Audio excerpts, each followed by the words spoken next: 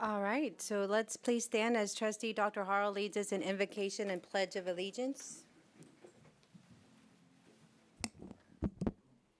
Please bow your heads. Almighty and merciful God, we ask your guidance and blessings upon this board, our students, our parents, our patrons, and teachers, as we are assembled here this evening in the common pursuit of this great nation's wealth, our children. Amen. Amen. I pledge allegiance to the flag of the United States of America and to the republic for which it stands, one nation, under God, indivisible, with liberty and justice for all.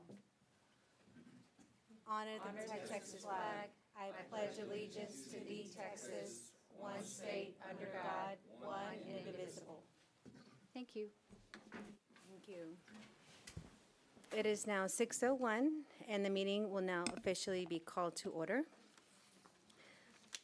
I'd like to welcome all of you to this regular meeting of the Northside Board of Trustees. Before we call the first agenda item, the board would like to take just a moment to briefly review some of the rules for conducting our meeting. The order of business for this meeting is set out on the agenda. One item that you may notice on the agenda is the consent agenda, and this item includes things that we've considered routine or are out of recurring nature. All of the items listed under the consent agenda will be acted upon in one motion. If there is a consent agenda item that anyone here would like to address, please sign up to speak to that item, and we will pull it from the consent motion and discuss it separately. The purpose of this meeting is to conduct board business, and for that reason, it is held in public. It is not a public forum, however. We do provide the opportunity for audience participation. Is there anyone here that wishes to address the board regarding a citizens to be heard agenda item? You would have to sign in prior to the start of this meeting. And if there's anyone that would like to address the board during an agenda item, we ask that you please complete a sign-up sheet and indicate the agenda you would like to address.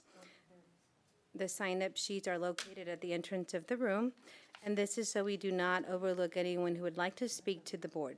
We will review the rules for addressing the board later this meeting. Is there anyone here who would like to sign up for an agenda item or the citizens to be heard and has not already done so? Okay, we're now going to go ahead and move to our first agenda item. We have our superintendent's report.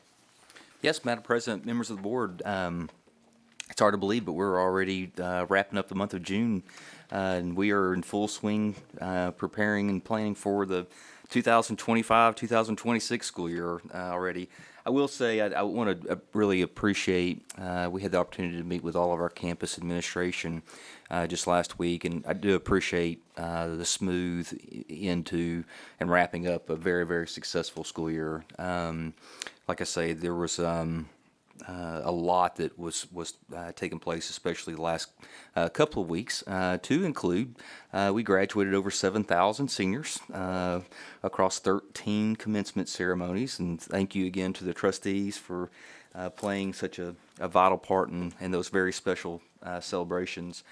One of the questions that I'm often asked is, well, what is the aggregate scholarship amount? And we've calculated it to be in and around $167 million of scholarships that were awarded to our graduating seniors. So really, really proud of our seniors, and we'll be looking up and we'll be graduating another class of 2026 before you know it. This past week, we had the opportunity to meet with our Northside Education Foundation Board. They actually took the day for some team building, but then also strategic planning. And so it was great to have the opportunity to visit with them, really provide just a state of the district, but then also some of the initiatives that could potentially turn into funding opportunities for the Education Foundation going forward.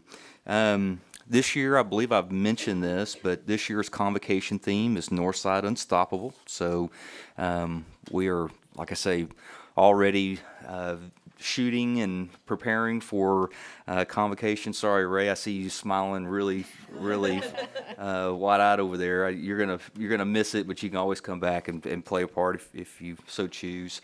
And then we've also we soft launched our open enrollment initiative. But since Excellence Without Boundaries I think has really taken off, and so we'll be able to provide some enrollment data and information.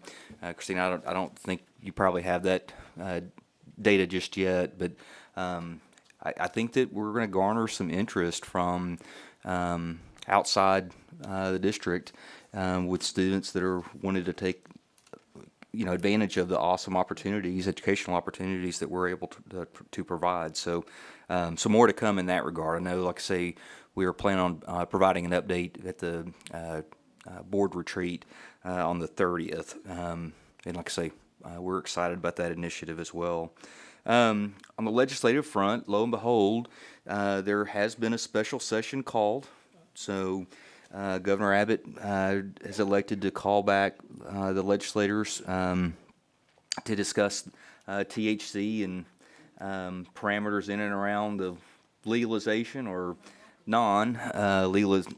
legalizing THC contained products. So more to come.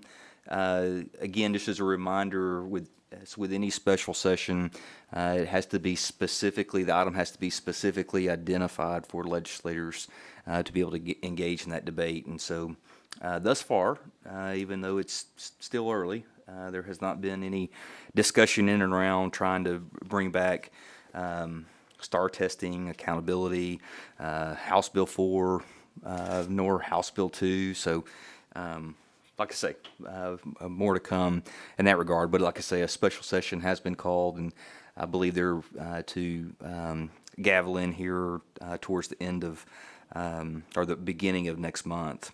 And then just a real quick shout out. I know that, like I say, many of you were able to attend.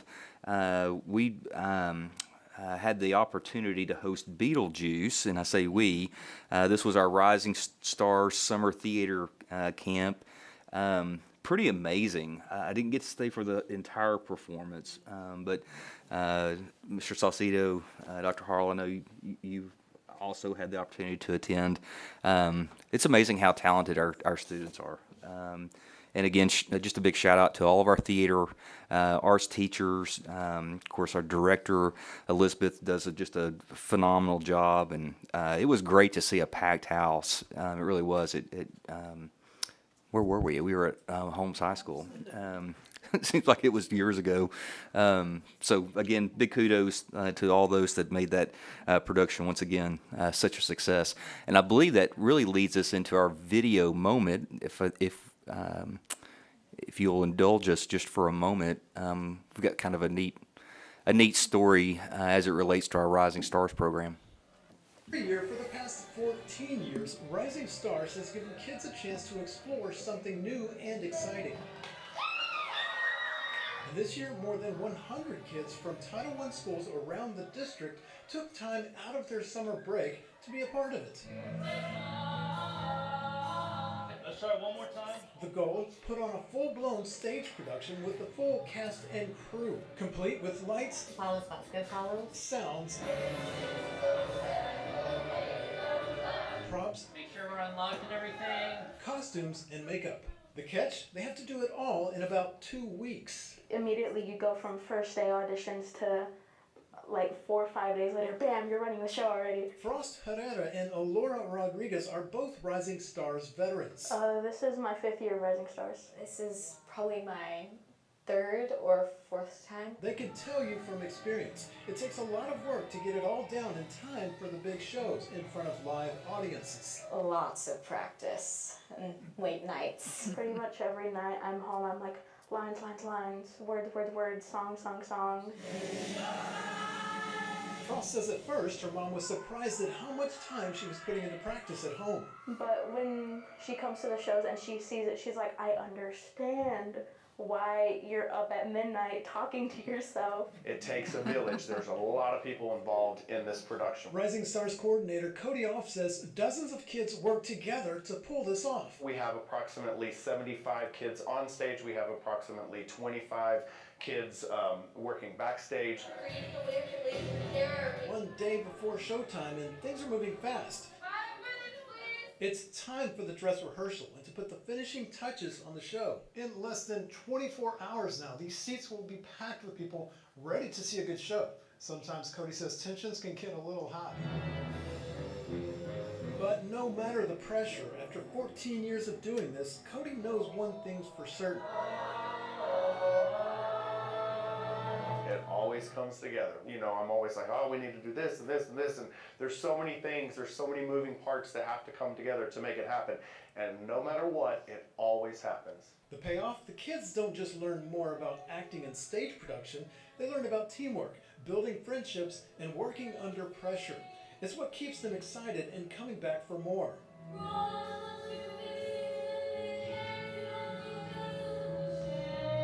You get to say, wow, I put on a show in 2 weeks, and it's stressful, but it's very worth it. That's what it's all about.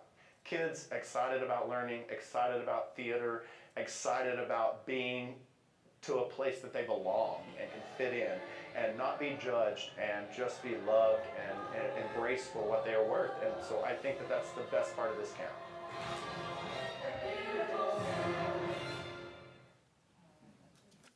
Yeah, absolutely.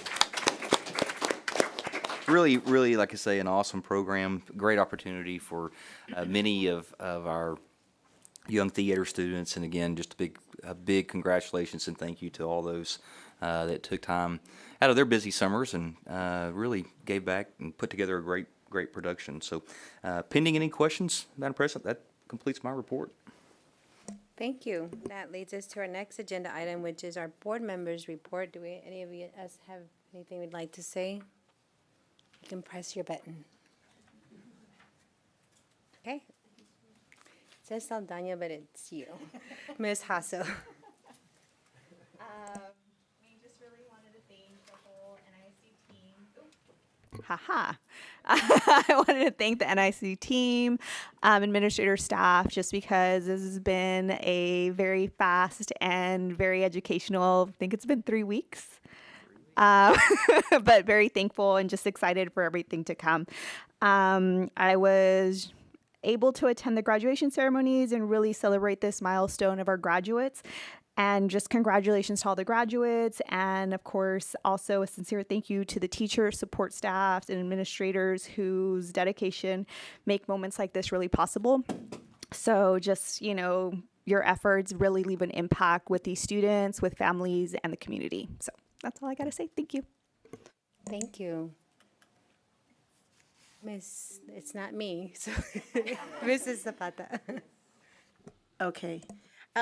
Same thing. I know we're probably going to say the same thing, but I want to thank Dr. Kraft and his staff.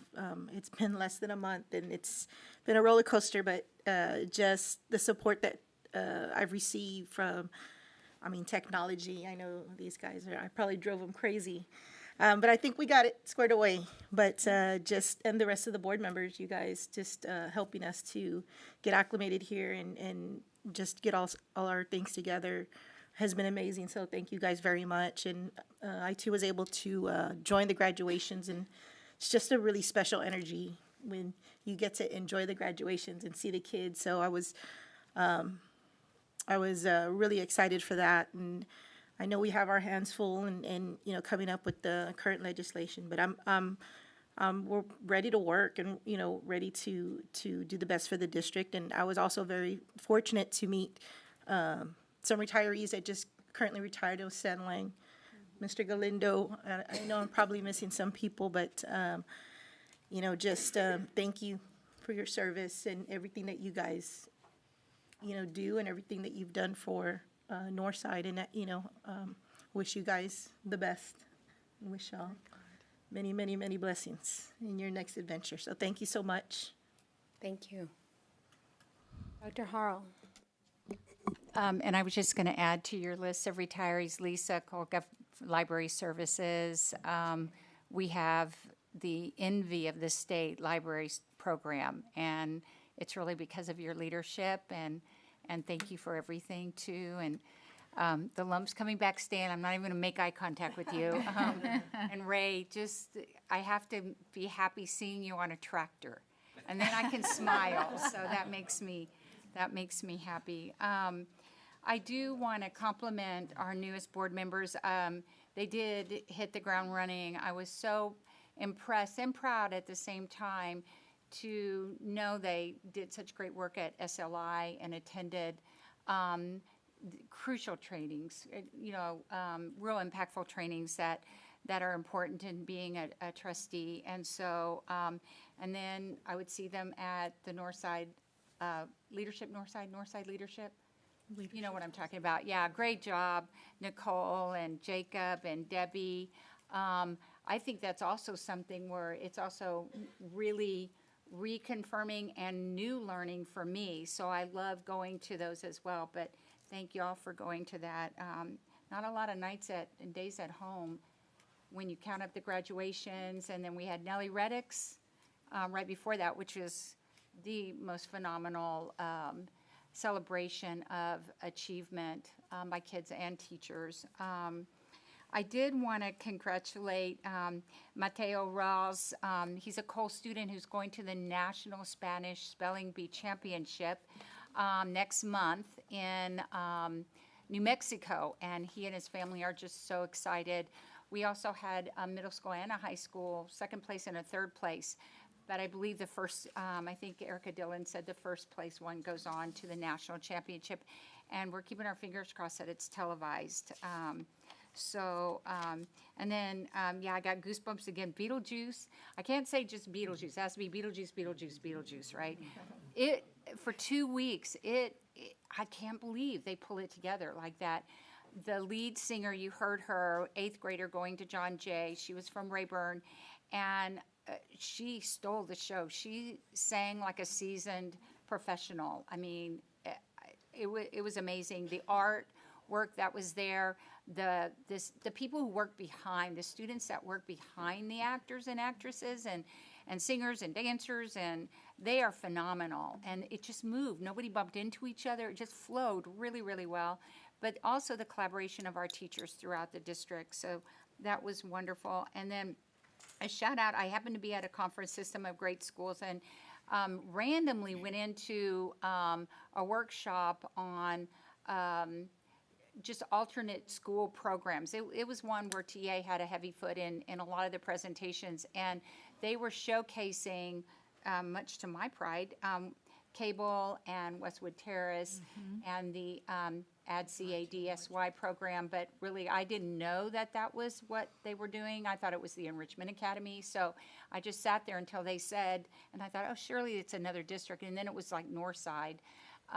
So they highlighted the impact it's been having on kids and families, and so they're in session right now for a few more weeks, and then they'll take a break and start up again. So huge shout out to their leadership for doing that, and the teachers have like almost 100% attendance, which is phenomenal to a program that's goes into the summer. So anyway, and then welcome aboard to our entire team. Thank you, Dr. Hall. Mrs. Freeman. Thank you, Dr. Duran.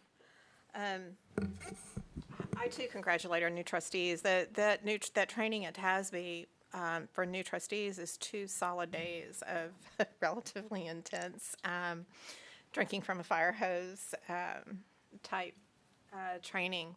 But thanks for taking the time to do that, because it really helps prepare you for board service. To the graduations, so many times as trustees we get asked, well, do you really go to all those graduations? And truly, all of us go to as many as we possibly can. Certainly things happen in life and we can't make them, but we all tried to attend every one that we could. And it's an honor to be able to hand a student his or her diploma. That's why we do what we do, and we work for kids' success, and graduation is part of that. So it's truly an honor to be able to attend those, and great job. I think I keep hearing from some of the staff at the Alamo Dome as we talk to them that we do one of the best graduations that they host, and I know I've watched some of them, some other district's graduation. I think we do a good job. So congratulations to the staff that help us put that together. And I know that we had recognition for Corinne and Homer as they just thank them for their service on the board. I was unable to attend. I have an aunt in Florida that the bad news this was she was in the hospital. The good news was my husband and I got there and we got to take her home. And then a few days later, invited some people over to help her celebrate her 90th birthday. So that was really a treat. I was sorry to miss the recognition for Corinne and Homer. I had asked somebody to record some of the remarks from some of the people and certainly their remarks. And I think, one of the common threads that I heard, and I heard parts of some of the speakers, I didn't hear all of it, but there was a common thread about the culture of Northside, and appreciation for the culture of the board and their work on the board, and also a hope and the importance of board culture and the success of this school district, and the hope that this board builds on the excellence of those before, and we continue to do so. We've done in years past, and I believe that we will continue to do that. But I think it's something that sometimes maybe we take for granted, but we shouldn't, because the board culture is so very important to the success of this school district. And that's all I have, Dr. Durham. Thank you. And Mr. Blunt. Good, thank you. Dr. Blunt. No, it's Bobby. Some of y'all may remember, I know the board does, and our superintendent and Monica, Asia Dilliard, and if you may remember her sort of dreams was Brennan and her dance production. So I talked to her and I've asked her to do a major production for the event I host at the Tobin in August. So she's been working on that since I talked to her about a month ago. So we'll have the Brennan dance team involved and see how she can produce and let her sort of live her dream out. So looking forward. I can keep y'all informed on that. Looking forward to seeing that. Cool.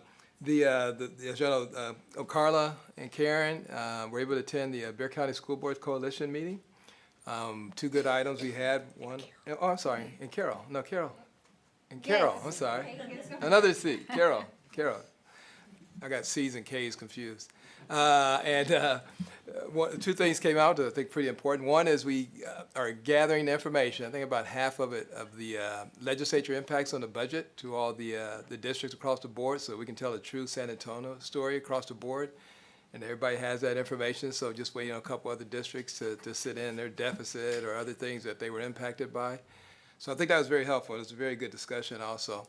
The other thing I would continue, as y'all may remember, the coalition had already agreed to take over the Final Four reading program. So we got a little bit more detail, a little bit more worked out in that particular regard. So it's good to see all the districts that were there, about 12 so far, definitely agreed to be on board and support, not just the San Antonio, even outside areas like Seguin and Gonzales and others are continue to be engaged. They have the trustees at least kick it off and then find their lead and continue that part. And we've had a number of good meetings, other meetings during the summer with San Antonio organizing committees and others to get the foundation established for it. So we've got a company that can do the software application, which is a very big deal, to input all that data that were previously used. So they said that they would definitely support, and some others did too. So big undertaking, but we're looking forward to that. And Lisa was telling me earlier, and this is some really good news that I guess everybody's waiting on, was to see the impact. Lisa, let me know if I get it wrong. But for all the schools that made in third graders that made it in the brackets themselves, they saw a growth in at least one or more star area, especially in reading. And there was a much higher percentage that made master this year too for those particular schools. So, there's a lot of things that fit into that, but that's something that we're trying to watch out for in that particular program. And then the last one is, I know we'll have a goodbye for Ray, but I'm still going to officially state it. When I first moved to San Antonio, and I think y'all heard the story, and was looking to mentor, and then we started Solar Car and some other things. We did a bunch of things at then Lackland City then, Allen Elementary. And thanks to Ray, there's things we did there that no way in the world you can get away with today. But nevertheless, we did a lot. So Ray will always hold those little secrets, but it's a real pleasure to see how much you've grown through the district since those mid-'90s. So congratulations again to you. Thank you, sir. And thank you. Thank you. Mr. Saucedo? The last one. Yeah, I just want to touch base on the Rising Star program with the Fine Arts Department. I know Dr. Kraft just talked about it, but I want to bring out that it's open to Title I schools with Title I funding. It is inclusive. I'm not sure you're aware of this, but my daughter was special needs. She was the one holding the umbrella that's turning it, so she got to participate in that, and she's looking forward to next year. So she's very excited about that. You know, a concern that was brought up was it's funded through Title I funding, and the meals are provided through the program that we have for summer programs. They're able to eat the breakfast and lunch there. I know there's a cutback on it. I think Governor Abbott is cutting that program, so, okay, so hopefully we can keep it going, find a way to keep that going for next year. So that was the first thing when she saw that, she go, what? No more food? I go, no, we're worried about that. So also I read something about Taylor Tate. He won the national, Nike's national final, got first place. I bet he did in 10.10 seconds. So guys, got to keep an eye on him. Yeah. All right, that's good. Thank you, sir. And for me, I'd like to continue with everything you guys said. There were amazing points with graduation. I'm really just grateful for Valerie Sisk and et al., the entire administrative team that was there. But she stood out because she changed outfits for every graduation, which is, so those are my goals for next graduation season. And the students were very well behaved. And one was especially touching for me was with the police escort for a student of a fallen police officer. I thought that was amazing for the San Antonio Police Department to do that for one of their own. And that was really touching. I'd like to also thank all our new board members and existing board members for attending the Summer TASB Summer Leadership Institute. I was able to be in a board officer training session, which I highly recommend for all of the new officers if you have the time to do that in the future. But I was able to hear a lot of stories that were shared through other officers across the state, and they gave me a lot of tips. So I came back really excited to Dr. Kraft. I'm like, can we do this? Can we do that? What about this? Did you know they did this? And he knew. But it's really cool to learn from each other because that's the only really way to get better. I want to give a shout out to the Northside Educational Foundation. We had our retreat as a board, and there's a lot of exciting things ahead. But what's really exciting is that with all of the changes, we were looking for ways that they can help us fill any gaps, right? And so if you could please share those opportunities for the mini grants or any grant opportunities that are available. If you know of a donor, let us know because all of that does help. And we put it to great use. So thank you to the foundation and Terry Diaz and everyone on that team that does so much for us. The retiree or the going away ceremony for Mrs. Saldana and Mr. Guevara was very touching to hear their contributions to this district. So we thank them, but we'll see them again. And I want to personally thank you, Mr. Galindo, because when I started as a teacher here, I asked you, what do I need to do, sir, to be in administration? And you gave me all these things that I needed to do. And I did all of those things. And so you were never hesitant to help us get to where our next goal was as teachers or as anyone individually. So thank you for that. Coach Stan, as the leader of athletics, you did a phenomenal job. You did a phenomenal job teaching us to do the right thing and just coaching us through our coaching and just being a really exemplary member of our community. I know it's not a goodbye for you all, but it's an hasta la vista, baby, because we'll see you and hopefully you come back and you visit. I'm looking forward to creating a new culture with our new board because culture is important, but it takes every one of us to contribute in our essence that makes this new board work. And so as a team, we're going to continue to grow together and evolve. There's things that are coming up ahead that I think are going to be some really tough decisions that we're going to make as a team, but with the students in mind and the Northside Independent School District legacy in mind, I think we're gonna do well, and we just gotta brace ourselves for all the changes that are coming. So thank you all for that. I also recommend this training that I attended. This was the first cohort they offered at Our Lady of the Lake for leaders, and one of the takeaways that they highlighted is that when you have an idea, work on an idea because it might just work. And an example they gave was when the Mexican American Studies program was launched in San Antonio and Bexar County, they only had 40 students enroll in 2015, 2016, and now they have over 11,557 students graduate of that program. And that was a program created by teachers here in San Antonio. So teachers, you do make a difference. And the ideas that we get a lot come from you, so continue to bring those to us because we want to be unstoppable this year, right, Dr. Kraft? Thank you so much. That was very smooth. All right.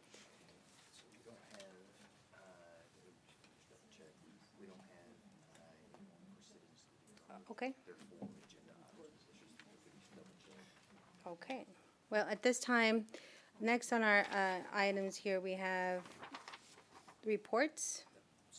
Oh, we did have citizens to be heard, but we have no one signed up for this. And so we're going to go ahead and move on to our next agenda item. Okay. And for reports on item 3, we do have one thing.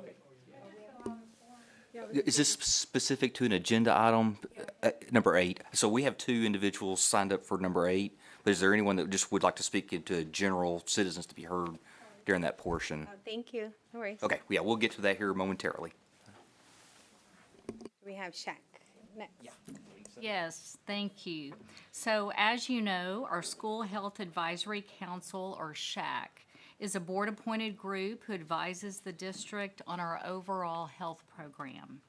They meet 4 times a year. They're led by a Northside staff, Dr. Kimberly Ridgely, and also by a wonderful parent SHAC chair. So each year at this time, the SHAC chair brings forward a report that describes the highlights of the year. So I would like to invite Mr. Corallo to present the workings of the SHAC. Good evening, Board, President Duran, Superintendent Kraft, Dr. Harrow, whose attendance zone I live in, Bobby, who I've spent many weekends on soccer tournament sidelines with. My name's John Carollo. I'm the parent chair for the School Health Advisory Council to report on what we did for the 2024-2025 school year. So there's 24 individuals on our SHAC, 9 district officials, 4 parents, 9 community members, and 2 students. I was blessed as my daughter, who will be a senior at Clark this year, it was her first year doing it, and then the previous 2 years when I've been on SHAC, my son, who's now active duty Navy, was one of the student members. So the other student was Tegan Brown, who is now a graduate from Brandeis High School, who played softball and was a student trainer. So the SHAC community stakeholders were Deanna Stansberry from the American Heart Association, Autumn Perez from the San Antonio AIDS Foundation, and Becca Smith from the CHEF program, the Culinary Health Education and Families program. CHEF is fabulous. And then Caitlin Boyer from the Whole Child Department continued her role as our district facilitator. I'd be remiss if I didn't recognize Dr. Ridgely for her leadership within SHAC and being there and being a positive advocate for wellness and health throughout the district. So, and for the Whole Child Department as a whole. So we met 4 times. The main tasks this year were for members to review and assess our local wellness policy and plan, grow knowledge for community resources to help with health education, nutrition, and physical activity. And then this year we did something new, studying the impact of cell phone usage in the classroom, which as a parent of 3 teenagers, and a certified educator myself who's taught in Northside, I understand the challenges that are faced by the classroom educators. So we had our subcommittees that focused on those 4 areas. Each committee member worked together to formulate and recommend ways to improve the health and wellness within Northside ISD. The first one, the one that I chaired, the local wellness policy, which is one of the mandatory ones. We reviewed, discussed, and reported on the progress from the district. Last year we did the 3-year assessment and those sorts of things. So this year was how we were doing it. There was a big help with the Director of Health Services, Mary Garcia. She was part of the sub, and then child nutrition, and just getting that in alignment for for state reporting, especially with child nutrition. They had a new reporting template and protocol, so we did that. Physical activity and fitness planning, increase physical activity and improve fitness among students, as well as creating a supporting culture to help meet the weekly physical activity requirements. Cell phone usage in the classroom, which my daughter was a part of, and sees it as a big issue amongst her and her friends. So going through the research and understanding the effect of cell phone usage on the classroom. Part of that at the beginning of the year, we did start with Principal Martinez and Dr. McKinney from O'Connor that came and talked to us about their pilot program, which I'll be honest, I wish my teenagers enacted, and I endorse anything to help with that in the future. And then the last one is social emotional learning. We're creating a plan to increase awareness around social emotional learning by utilizing the different social platforms for understanding, not only for the teachers, but the students and all the district staff. The children are torn and there's so many different things that are going on in their lives. And for the classroom teachers to be able to implement that and administrators to help support that is a big deal. So obviously the detailed accomplishments you guys have in the tables of activities, and you can ask individual questions if you need. We did have the two presentations. The first one at the beginning of the year was by Principal Martinez and Dr. McKinney from O'Connor. So, and then the other one was about hands-only training CPR by Ms. Stansberry from the American Heart Association. So, on a personal note, I'm very proud. I'm a proud parent of two current Clark Cougars. So, when I worked in the district, I worked at Clark under Dr. Woods. So, thank you, Dr. Woods, for being fabulous. Sorry, I have to put that out officially. Okay, Coach Lang, Coach Conrad. I appreciate you guys too.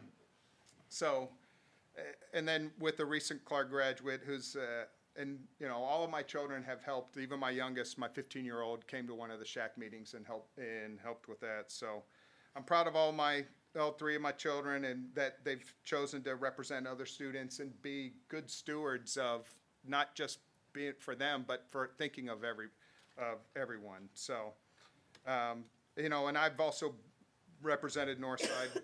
I was a member of SHAC for a 4-year period. So I actually represented Northside when I worked here, and I was on SHAC. So as the parent chair, I see it, I take it as personal to try and do it the right way and do it in a collaborative way to provide you guys with stuff from the parents in conjunction with staff. So as the parent chair for Northside ISD SHAC, I would like to thank you for the opportunity to represent the district. It was my pleasure to oversee the council this year and serve as an advocate for the health and wellness of our NISD students and staff. Respectfully submitted, John Carollo. So that was our report. You guys have seen the thing. Any questions, folks? Wow. Dr. Hall. I don't have any questions. I do know we went through this at academics, and there were lots of comments and compliments at the same time.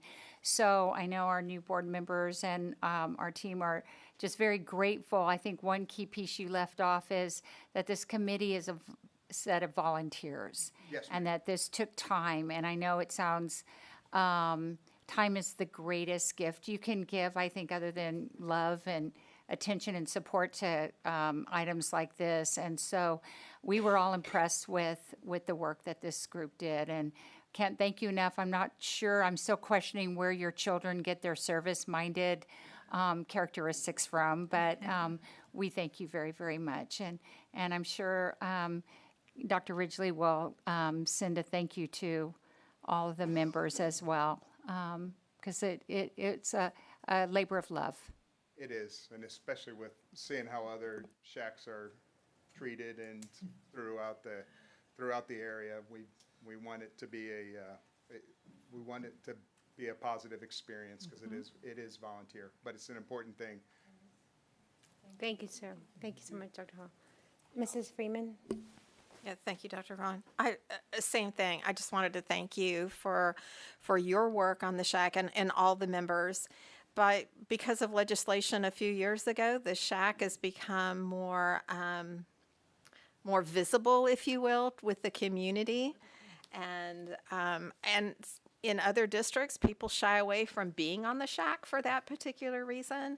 So it says a lot about how our committee, how you ran the SHAC, and the committee members have conducted themselves, and certainly appreciate all your work. And then, and before we leave this topic, you'll tell us about what we need to do for new board members, new Yes, ma'am. SHAC members. Okay. Yes. So I know we're going to hear something about that too, but thank you again.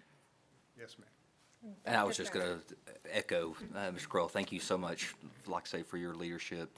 Unfortunately, it has been interesting. The Student Health Advisory Committee has, in many cases, kind of become somewhat of a polarized and political hotbed, and really the intent is for it to be for the safety and the benefit and the betterment of our students and their overall well-being. And so you've done, like I say, a phenomenal job of always keeping that out front in the focus. So thank you for your service and I don't want to be on the being news. professional. Thank you so much. Are you going to continue to be on the SHAC? Yes, ma'am. Okay, perfect. As long as whether I'm the parent chair or not, as long as I have kids in the district, I will. So, and I'm always a phone call away if not. So, Thank I'm more than willing to help the district. So, We Well, appreciate you. and Dr. Duran, in speaking about him continuing to be on it, so as I mentioned, the SHAC is a board-appointed committee. Oh. So every August, we bring you guys a slate, and so you'll be on that slate. Of course, and so we'll be asking probably through Friday letter for you to nominate. If there are some community members that whether they're in the health field, not in the health field, but they're parents of Northside students. We try for this committee to be parent heavy, so we get the parent voice. So we're going to be asking for you to send us some names, and that's all we need is the name and a contact information, and we'll follow up with them. Thank you, sir. Appreciate you so much. ma'am, thank you, board. And just, okay, Dr. just real quick, just one request and one thank you also. But I think we have can you send us a current list and who's continuing? That way we can sort of balance it out. Okay, good, because there are different categories. Appreciate it. And well done again. They've already said it, but I want to say it also. Thank you. All I ask is if you nominate people, you nominate positive advocates. So Yeah. That's all we want, and then everything is great. Thank you, sir. Thank you Mrs. so Freeman? much. One more question, Janice. Would you also please send us what the meeting dates? Yes. Are those set, or does the committee choose it? Then tell me We how that works. typically, we know the times of the meetings and we know the months of the meetings. So that's something, because I know sometimes before people can commit. Right. So we'll make sure that that's included in the ask for names. And we'll also be sending a request for the Northside Education Improvement Council. That's another deal. But yes, we'll put the dates and the times so people can have that information. Okay, thank you. Any others? All right. So we're going to skip item number 4 because there are no citizens signed up to be heard. And moving on to the consent agenda, item number 5. The consent agenda does include items that we consider routine and are of a recurring nature. So all of the items that are listed in the consent agenda will be acted upon in one motion. Do we have any motions regarding the consent agenda? Dr. Harrell. I move that we approve the consent agenda as is, especially the beautiful exterior colors for John Jay High School. And Mr. Salcido, second that? Okay, all in favor, say aye. Aye. All opposed? Okay, motion passes. Thank you.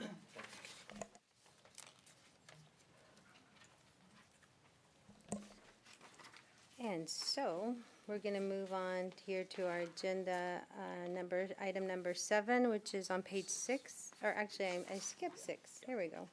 Curriculum and instruction. Yes, ma'am. So each year, we bring forward for board approval an application and waiver that allows us to implement a dropout prevention program at the Irene Chavez Excel Academy. This school focuses on improving graduation rates for students who are in danger of dropping out, have dropped out, or some are behind in their core subjects. Very proud to introduce the principal of this school, Mr. Darren Calvert. He has been, he has been valiantly leading this campus and this program for 10 years. And those of you new to the board, you'll be able to experience one of his graduations, which is one of our favorite events. So during this past school year, we have some more promising data from the program. There were 386 students who attended, and they had a 78% attendance rate. The graduation rate, which is a lagging indicator, so that this is from the 23-24 school year, was 95%. So given the challenges that many of these students experience, this is data that's very positive. So what's different, I'd mentioned that we bring this forward each year, and we've actually had a form of this program since 1990. A graduation focused program. It has changed some over the years. But for this 25-26 school year, we're going to be piloting a new partnership. It's with a company called Graduation Alliance. And so we talked a bit about it at academics. And what it will allow us to do is cast a wider net to find some students who've left Northside and bring them back in to the program. So I'm going to invite Dr. Jerry Woods to talk a little bit about Graduation Alliance. Good evening, everyone. First, before I talk about Graduation Alliance, I want to boast about Mr. Calvert a little bit, because at his graduations, whether it's mid-year or summer graduation, when I was at Clark, and we sit in alphabetical order, and since it's Irene Chavez Excel Academy, he sat right next to me. And as these graduates went across, he'd lean over and let me know the challenges that these students had overcome, and substance abuse, abusive situations, homelessness, and just, when Dr. Orton speaks of the work they do, that these students have overcome to have that opportunity now with a high school diploma. And I did want to let Mr. Calvert talk about his success. We have a record graduation rate, or number of how many? Sure. So this year we had 396 students come through our front door, and I ran the numbers today. We graduated 381 of those students. Wow.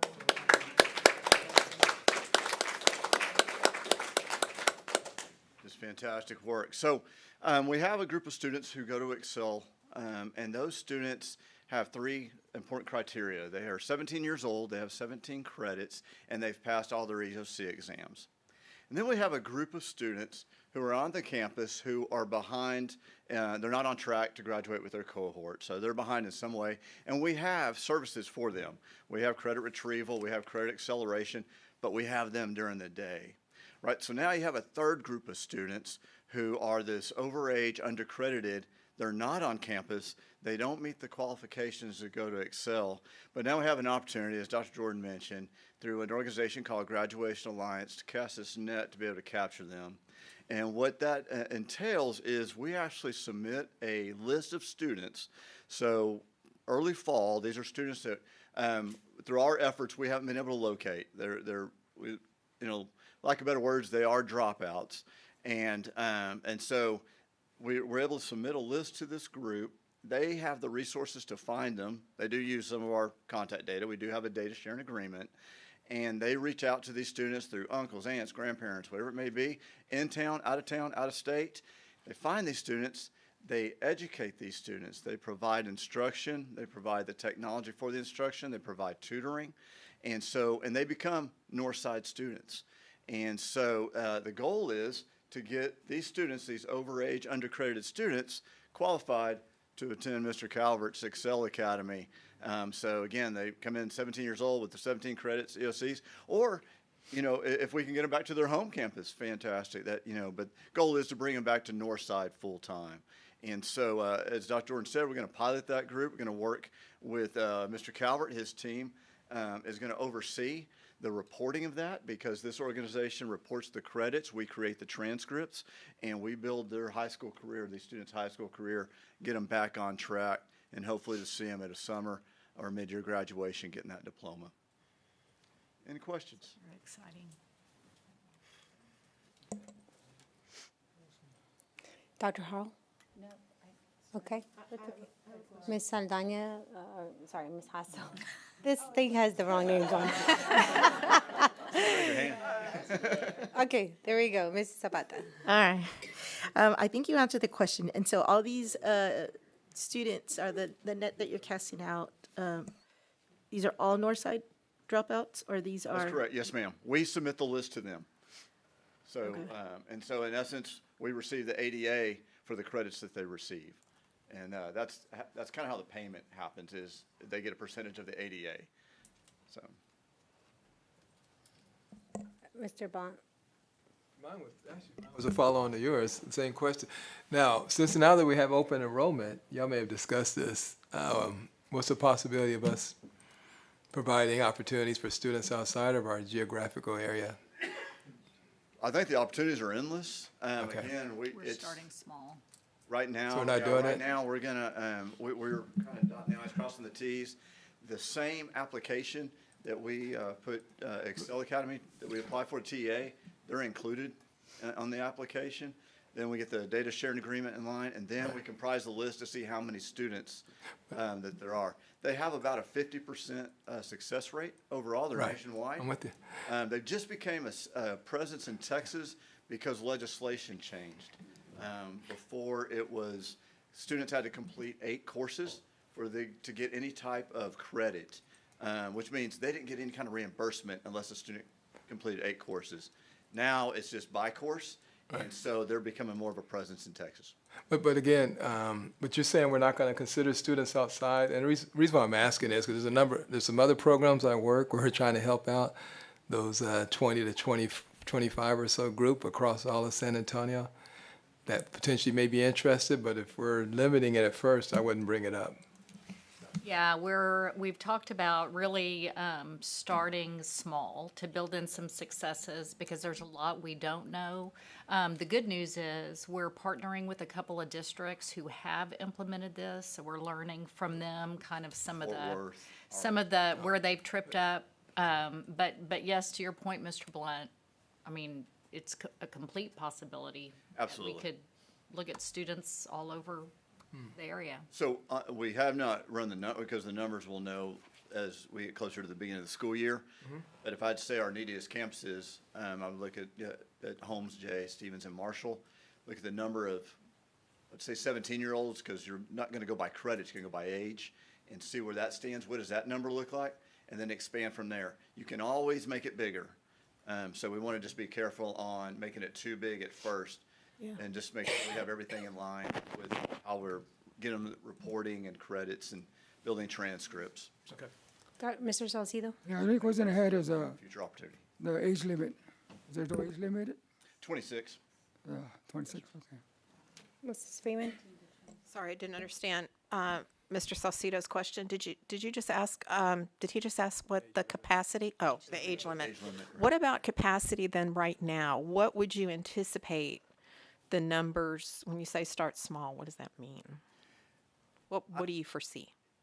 I would consider probably going off of the 48, 50% success rate they have. I would look at 100 to 150 students. So that means 50, 75 that we would be monitoring right off the bat. And just to get it started, again, you can add students whenever you want. So this is like our initial list in October, probably late September. And then if we decide, hey, let's go ahead and add some more students in October and November, you can always add students, right? Because you're always having these students that you're not able to find and that you do want to. Thank you. Mrs. Zapata? What's the timetable that, I guess the data that you've gotten from the other school districts? You had mentioned Fort Worth. Is there any school districts close to us that have done this program? closer than Fort Worth?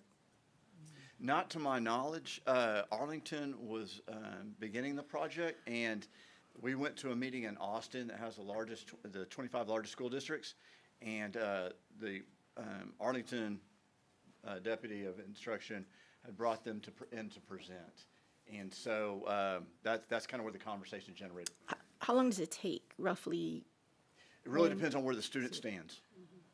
So it's and how motivated they are. So and what age they are.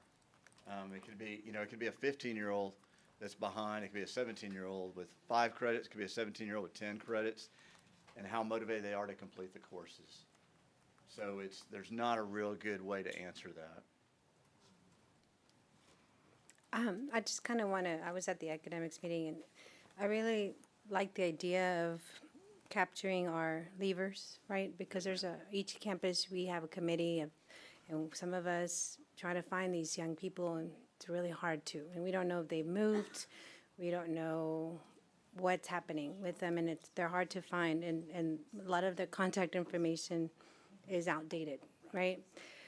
So if we're looking at like the example you gave, if 381 graduated out of the ones that came through, then we would be looking for 15 students, right, that didn't finish if we were to use that example of those that enlisted in Excel. And so I worked at an alternative charter school here in Bexar County, and we call those priority students because the next step for them is as a high school dropout, like what are your possibilities, right? So we want to help these people, young people, get that high school diploma or GED, and this is kind of going a step beyond what we already do to try to get those folks to graduate. And Dr. Blunt, I don't see us imagining why not us be the hub for any other folks in the community that can see we're doing a good job with this. I'm going to go enroll at Northside to see if I can also graduate. I mean, that's like a dream, right? But we want to make sure that, like I say, we want to take care of the ours, students first and foremost that reside within our district boundaries, and really get the program off and running and stood up before we start trying to really expand it. But I think there's probably that opportunity to do so. very good, thank you. Dr. Hall? I may have confused myself. So, so that we have Irene Chavez, right? And that program, the 396 wonderful kiddos this year, they had to, in order to be there, they had to have 17 credits, right? 17 years old, 17 credits. And passed all their EOC. Okay, and so that is separate from this. Yes, ma'am. So is it housed separately, or is it on that same campus? These are students who don't meet Excel Right. criteria, and they're not on our campuses to receive the services that we offer on the campus. Okay, so they'll be back at the campuses? No, these students are asynchronous. Okay, so it is online, okay. Yes, ma'am. Okay, great. And it's all through Graduation Alliance. Their teachers, their technology. I gotcha. They report to us when a student completes a credit, and Darren's team will create their transcript. Okay, so there is a Darren connection now. Yes, Okay, ma'am. so now I get it. So in paper only, right? Right. So will they be part of a graduation? That's the hope, is Okay. that we get these students, let's say a 17-year-old with 5 credits and hasn't passed EOCs, that we get this student to 17, well, they'll be a little older than that, but having passed or achieved 17 credits and passed all their EOCs, and now they can graduate from Excel. Okay. And then the last question, only because I'm always concerned about online instruction. Is there an Excel piece, a Darren's wonderful faculty and staff piece where they check in with the students? Is there any personal contact, or is it only up to the Graduation Alliance? Is there kind of a north side? Yes, ma'am. Yes, ma'am. We do Coaching keep in counseling. touch with them, which is another reason to not go too big, too fast. Okay. Just to see what that communication looks like. We have a representative. We've had a couple of meetings already with them. Okay. And so, answer your questions, and it's his counselor. Okay, that good. is involved in communicating about the credits and all. Okay. And then last, if we just have updates at academics. You bet. How's it You bet. going? How's it going? Checking in with, okay. Thank you very much. The other piece that hasn't been asked, but we asked at academics, is what is that gonna cost us? And it's not gonna cost us anything. That's only if they graduate, they themselves get a percentage of their ADA. Yes, ma'am. And so that was what my important question was. But also, and as an example, Miss, about that, to your point, I had a student in the similar program at 17 she had dropped out 2 years, and she, in 1 year from fall to spring, caught up for 2 years worth and was our valid Victorian. And she had dropped out of school to raise her 5 siblings, then they had been abandoned. And she turned herself into CPS, says, I can't do this anymore, I want to graduate. So she was able to do that. So that's like one story of something that's a possibility. And then we have another question, Mr. Blanco. Not quite, just, again, really looking forward to the program, and I'll tell you why real quick. Because I know a nonprofit that's already has been doing this for a number of years and has getting some of our students in the North Side area as a part of it. And he's always said, why didn't Northside sort of have something along these lines for a number of years? So I'm glad we have it. It's good to see. Thank you. The answer to the financial question is, now, I got to preface this by saying, remember, we started with 0 on the ADA, right? Because we didn't have these students. But it's when the ADA is reported that they get about 85 to 90% of the ADA. So the district only gets 10 to 15%. So it doesn't cost us anything. We actually gain a little bit, but I do preface that by saying a little bit. And it's great for kids, and the doors it opens up for them is huge. I'm sorry, sir.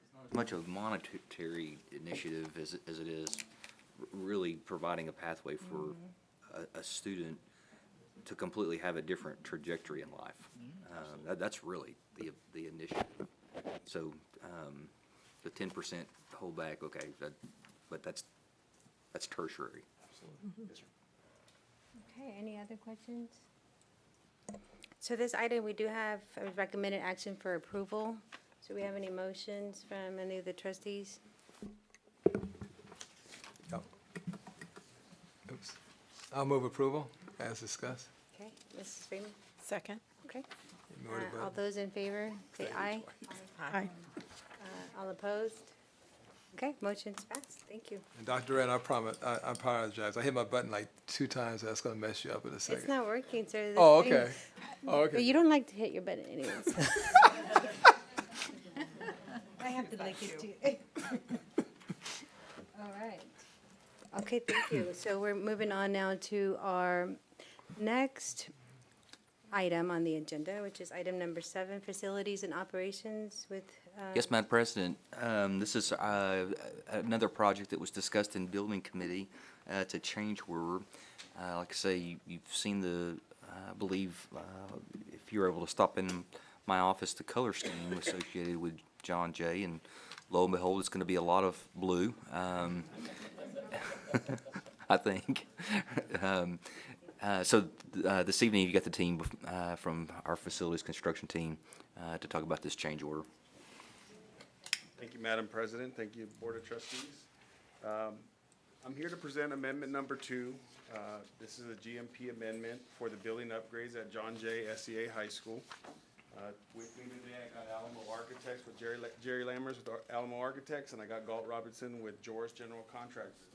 So as you may recall, George General Contractors was awarded the Construction Manager at Risk project in September of 2024. So they've actively been working with our design team to develop pricing and so forth, schematics and all that kind of stuff as we got prepared to bid this project. This project was bid in 2 phases, so the board has already approved the first phase, which was a smaller amount of $4.6 million roughly, and that was to get all the utilities relocated, a temporary bus loop, and get the building ready for the renovations and the addition that we're going to be doing. So the bigger part of the project is what we're bringing to you today in amendment number 2. After the bids were received and discussions were had with the design team and the contractor, the amendment number 2 sum is $52,981, and this again is in addition to the 4.6 that has already been approved, which brings a total GMP to $57,609,547. So big price tag, but we're going to do a lot of work. Majority of that project is renovation to get SEA set up appropriately, CTE as well. It involves a demolition of an entire building, an ROTC building at the back of the campus, some additional parking as well. That's all incorporated in this. With this project, we are also recommending in that sum the amendment number, or alternate number 2, which includes a scope at the front. So in conversations with the design team, an alternate was produced that allows us to add a security lobby to John Jay High School. It also reorients the admin area there at the front that brings the admin from kind of the interior of the campus to the front and then pushes our counseling suite to the back. And so it's really going to provide a prominent entrance to John Jay High School, as well as redoing that whole front entry to really pronounce that this is the entry, and it's going to give us some opportunities to badge the campus with the different programs that we provide there at John Jay. And so again, you saw the schematic or the colors there in Dr. Kraft's office that kind of give you a feel for what that's going to look like. And so this item is part of the 22 bond program. And so with this, I'm ready to field any questions you may have, and then any design or contractor questions. I know we've gone through John Jay quite a bit, so do we have any other additional questions or comments? Okay, do we have any motions? Ms. Freeman? Yes, I would move approval. Okay, and Mrs. Hasso? I second. Okay, all in favor? Aye. Aye. Any opposed? Okay, the motion is passed. Thank you. Thank you all. Thanks. Thank you all. Thank you very much.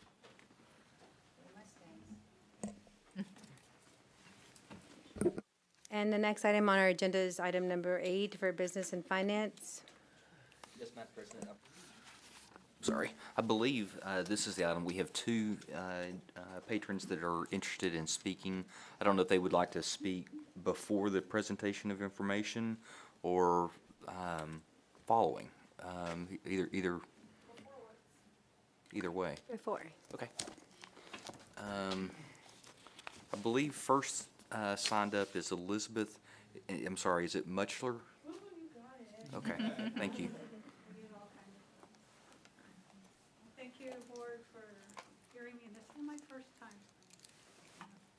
Anyway, I'm an occupational therapist here at Northside, based at the Reddicks, and I work at John Marshall, Pat Neff, Rudder, Oak Hills Terrace, Rhodes, Glen Oaks, and I just recently got assigned to Driggers. What's kind of interesting, I went to Oak Hills, Neff, and Marshall. I've gone full circle. There's 2 commonalities in all 7 schools which I work. First, all of the staff are committed to each child, promote parent support, and they just demonstrate phenomenal teamwork. I love all my schools. The second commonality is that the ALE and the ECSE programs do not have enough IA support, and that's the main issue, is more fair compensation for all the staff is what I'm trying to address. At one school, I was told that more IAs already were approved, but there's no applicants. And then another school, the students' numbers are so high and they need so much individual assistance that the current ratio is not enough for staff. And at another school, the student numbers were high, and so high and it's kind of the same thing where there's so much individual assistance, but you only have too many arms. I see a lot of y'all. And so there's definitely a need to increase support compensation. I think increased compensation for these support positions would promote applicants and a pay rate which is more equivalent to all of their hard work, improved support for the teacher so they can do their teacher-led activities, and then improved support so the staff can follow the recommendations from OT and PT for the special ed students. And then also improve functional outcomes from the ESC level, thinking all the way to the Reddicks. at the Reddicks, the focus there is to empower students with special needs, build skills, and allow each student to find their purpose and their place in the community. And we're familiar with college begins in kindergarten. Well, it's kind of similar for the special needs students. Their place in the community starts with the ECSE.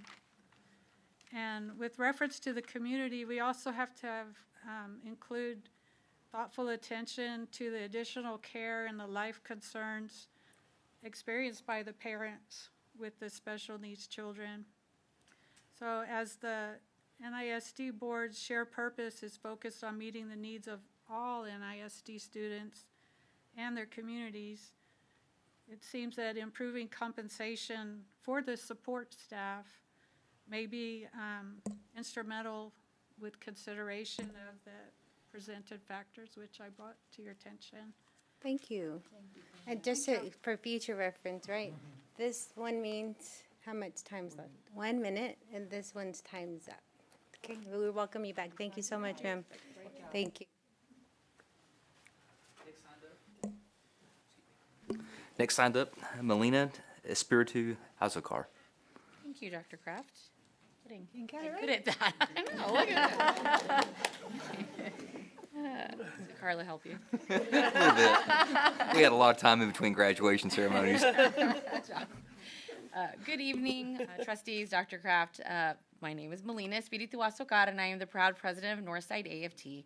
We are the second largest union in all of San Antonio and the only union serving the non-administrator employees of Northside.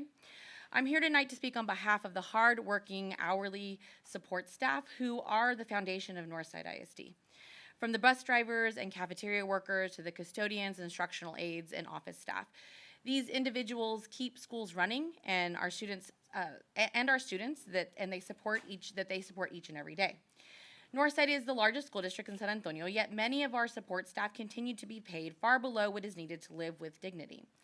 The reality is unacceptable. These workers are not temporary helpers. They're professionals who deserve respect and a living wage. No one working full-time in our schools should struggle to afford rent, groceries, basic necessities. Our union members deserve to be paid enough to take care of their families just as they take care of our students. Our union fought hard to ensure that House Bill 2 included funding specific for support staff. The victory came because educators and school employees organized and demanded recognition. That funding was intended to lift wages and help districts like Northside do right by those who do the most with the least. We also know that what our community expects. During this last election cycle, Northside AFT knocked over 20,000 doors in this community. We heard consistent messages. Those messages were that voters want fair compensation for both teachers and support staff. The people of this district understood that student success depends on strong, stable, and respected school workforce. Last year, Northside AFT filed a formal grievance highlighting the serious harm caused by years of inequitable and inconsistent pay packages for hourly workers. That grievance stands as a record of frustration, pain, and economic hardship many of our members continue to face. We're not asking for anything extravagant. We're asking for fairness. We're asking for a living wage. We're asking the district to honor the dedication of its support staff, not just with words, but with action. Thank you for your time. Thank you for your continued commitment to the people who keep our schools running and strong. Thank you. I believe that's all signed up to for this agenda item.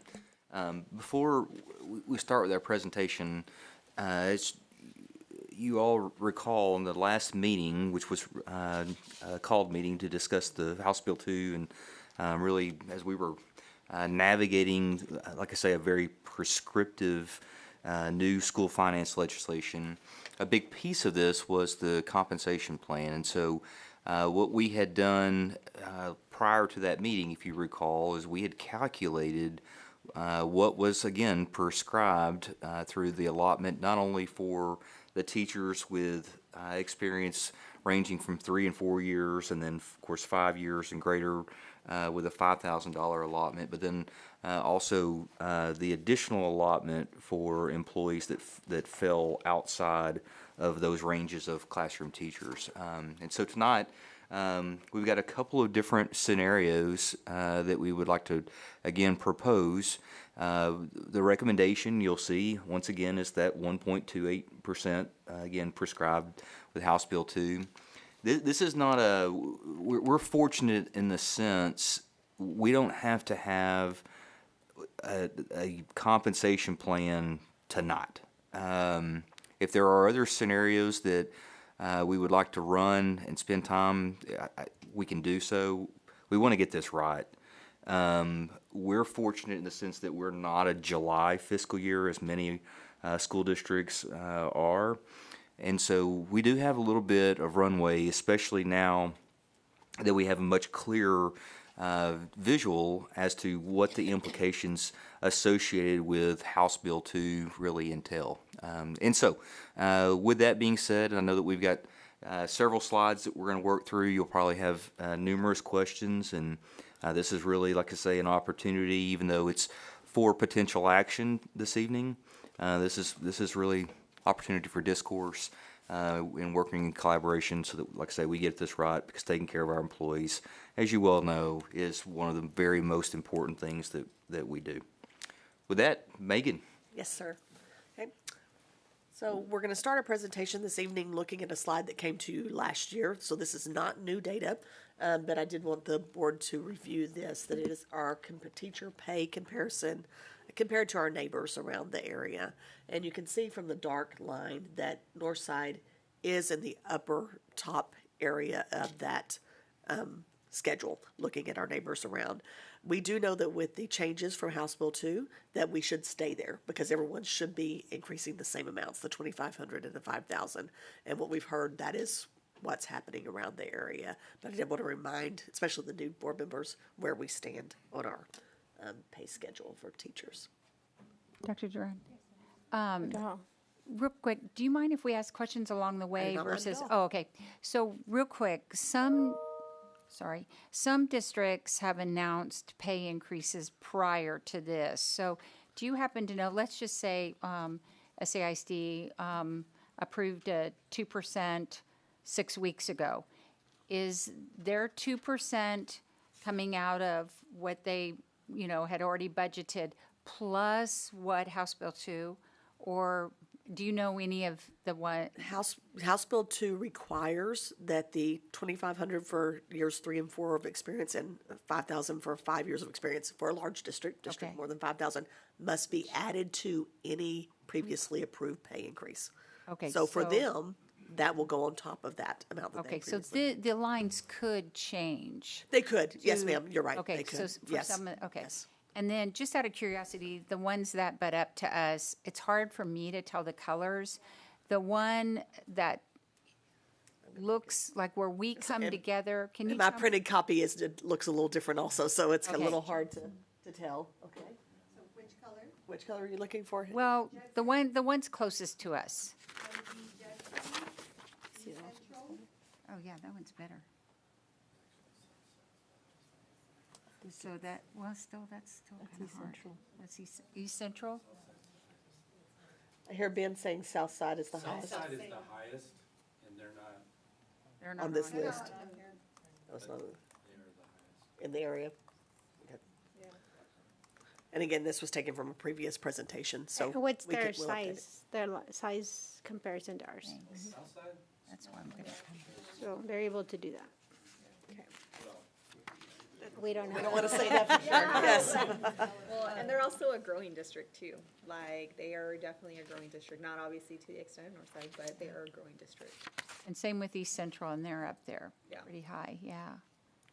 And Ben is getting information from the neighboring districts for the current year, but of course, everyone is in this time frame of getting ready to adopt budgets and needing the pay plan to be adopted to be able to finalize budgets. The board has seen the presentation on our special program funding, and so much of that is tied to salaries, as our entire budget is 85% salaries. And so until we have a pay plan, we can't really get to those final numbers to balance those special programs to get to the true fund balance scenarios.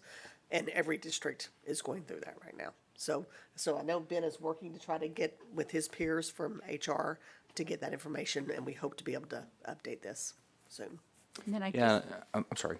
oh, I just had one, just real quick question. So this is only, the slides that I saw the other day in here, this is only for teachers. This, right this now. schedule is This only for schedule's teachers. only Only for teachers. Teacher Just to be pay clear. only. Yes, ma'am. Okay, thanks.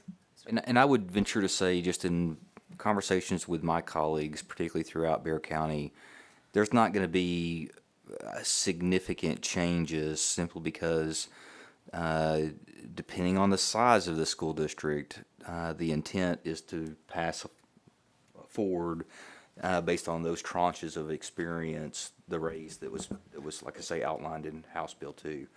That's not to say that districts aren't looking at a general pay increase for those that don't qualify, as we are, but the next set of data that we look at will be reflective of really what was outlined in House Bill 2 with the 2,500 or 5,000 or 4 and 8,000, again, depending on the size. Okay, we have Mrs. Freeman. I have a question and a comment. Question first. There was a question at our last board meeting, the percentage of our teachers that did not fall into that, either the 3 to 5 or 5 and up. So the percentage of our teachers under 3, and I had talked to Mr. Muir today, and so I'd like that just for clarification. Yes, ma'am. We have approximately 870 teachers in that below 3 range. That's roughly 13% of our teachers. Is that correct, Ben? Is that the calculation you did? 9%. Oh, 9%, okay. 9%, okay. Just to clarify the question that came up. 9 to 13%. Okay, thank you. And then we have to, just a comment too, we have to be careful about, I remember I was on the board, I don't know when it was, but one district close to us had a 6% pay increase. And that caught the attention of everybody, and certainly some of our staff here in Northside. But even with that 6, we talk in terms of percent, because it sounds like, we think about that. One district offers 6, one district offers 2. In actuality, even when they added the 6%, they still did not get to where we were at the time.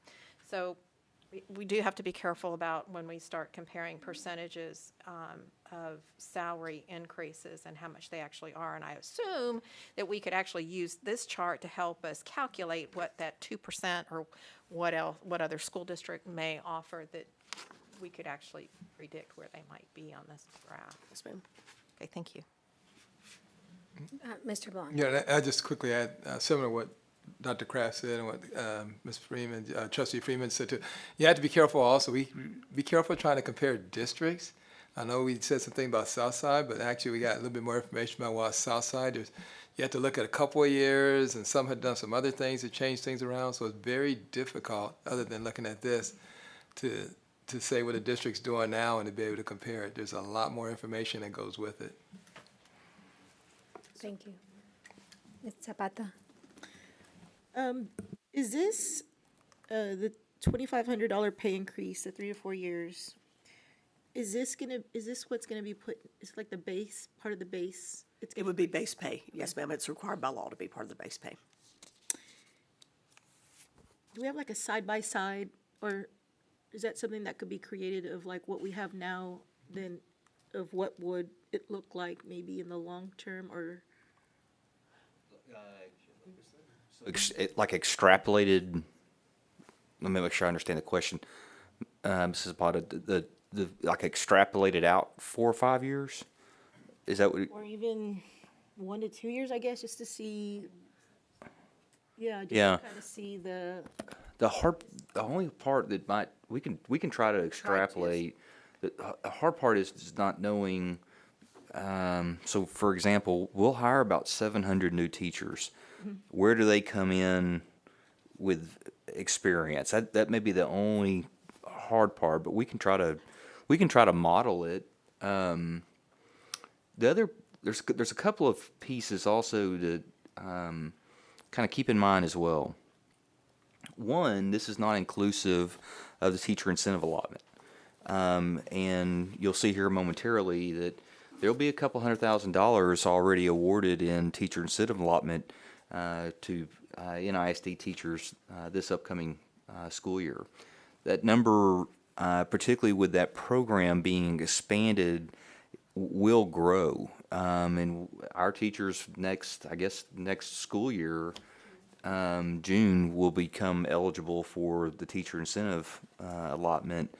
That will also, Mr. Blunt, to your point, be another data point that's going to really kind of skew it more so than it normally has historically. The other thing that I know that it's always a pretty commonly asked question, and it's a good one. So is this $2,500 and $5,000? Is this just a guarantee for, in essence, these 2 years, or does this carry forward in perpetuity, if you will? Here, I can say this. I do not ever recall a district providing any type of compensation increase, particularly that was legislated, as was this particular plan through House Bill 2, and then a district coming in another legislative session and undoing it, thus taking $2,500 or $5,000 back. That's just not palatable, for lack of better terms. And so I do think that the absolute expectation, as the state's budget through Senate Bill 1 was just recently engrossed, this just to be carried forward in perpetuity. Now, what happens if we see a recession or a downtick like we did in oil and gas and sales tax revenue, like going back to 2010-11? Probably not a reduction in salary, i.e. a board-initiated furlough, as much as it becomes really looking at programmatic offerings. And it's not a very common practice from a fiduciary management standpoint to come back in and reduce salaries back to prior to where they were before legislation. I don't know if I answered that question very well. Mr. Blunt? No, sorry. I guess a question with that, but because I remember it happened before, but can this happen though? That the state revenue part of it can go away. So yeah, you may not get rid of it, but you're taking it now more, you pay for it more locally, et cetera. Absolutely. Okay, thank you. Yeah, That's absolutely. In fact, that's exactly precisely what transpired in 2011. Yeah. There was a $4.5 billion shortfall in, like I say, that public education piece of the budget, and so the onus fell back onto local school districts to pick up the slack, which was difficult to do. Similar to the situation that we're in currently, but a little bit different. Dr. Hassel? I was just following Mr. Blunt's kind of comment. Oh, yeah. The comment Mr. Blunt kind of mentioned about, really for individuals to really see, like, in comparison to other schools and how it's hard. I mean, in reality, there's like 25 different ISDs within the NISD area, and my trustee Facebook page is bombarded with social media marketing from other ISDs letting us know how much their percentage raises are, how many new teachers they've hired, how many more administrators they'd hire. So I feel like, it is something that we need to look at, because if I was a teacher on my Facebook page and I was getting bombarded by all the ISDs saying, like, this is how much we're going to give you, like, there's reality, like we're mentioning, like the chart, but if we're not doing a good job of marketing that out to our teachers and to our support staff, then it's going to be very appealing to submit an application and just say, let me just go somewhere else, even though we might know the reality of, hey, that's not really going to do that. But if you apply and you get a job, then that's going to leave us in a situation. So it's like, what are we doing really marketing wise to really let individuals know what is it going to look like once we decide Also, the idea of I do like this chart.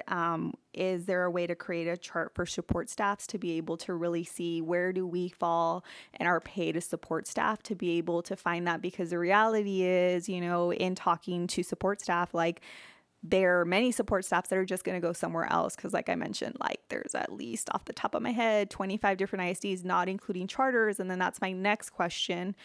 I don't know how open charters are to posting that information. And I mean, because they are now there's a huge demand for students to have the opportunity to leave an ISD.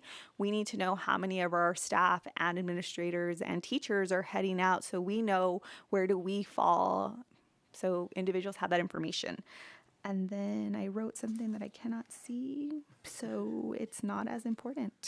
You want to borrow my glasses? No, I have a highlighter, so it wasn't that important at the time. But yeah, that's really just the thing. Like, hey, right now, marketing wise, that is all I see. Like my trustee Facebook page only really follows different schools, and it is bombarded with what everybody else is doing, the percentages that they're giving, and it is very easy to be an administrator or a teacher and to go on there and be like, hey, why don't I go to X, Y, and Z school that they're going to pay me either a livable wage or they're going to pay me more than what I'm getting paid at this time. And we can definitely bring in another analysis. The detail will be just that. It will be pretty detailed because for an apples to apples comparison, Dr. Hasso, we'll have to divide them up into stratas of classifications of employees. So you'll have, I'm just going to guess, probably 15 to 18 And it may be very different hard. classifications. Not all districts post that information. They post teachers' salaries. That's why we go to teacher salary. But to put instructional aides, they may not post that salary. So we may have a hard time getting to what the salaries actually are. So, but we'll work on it. We'll go to websites and. It's like for like a conversation or something. I mean, because at this point, like it's going to be very easy for someone that works here to go and fill out an application and go do that. So what are we doing to really help that discussion? Yeah. Thank you. Thank you so much. Dr. Harrell? No, I was on the same trail you were. I do think whether we like this chart or not, or percentages, teachers, it is a teacher's market, and they are bottom line finding out what the salaries are at whatever years of experience, and also coupled with that is they're doing their research on compensation packages, and not so much the ones that I teach that the next semester they're going to be teachers, but ones who've been in, and they are switching districts. I mean, the marketing thing is a great suggestion because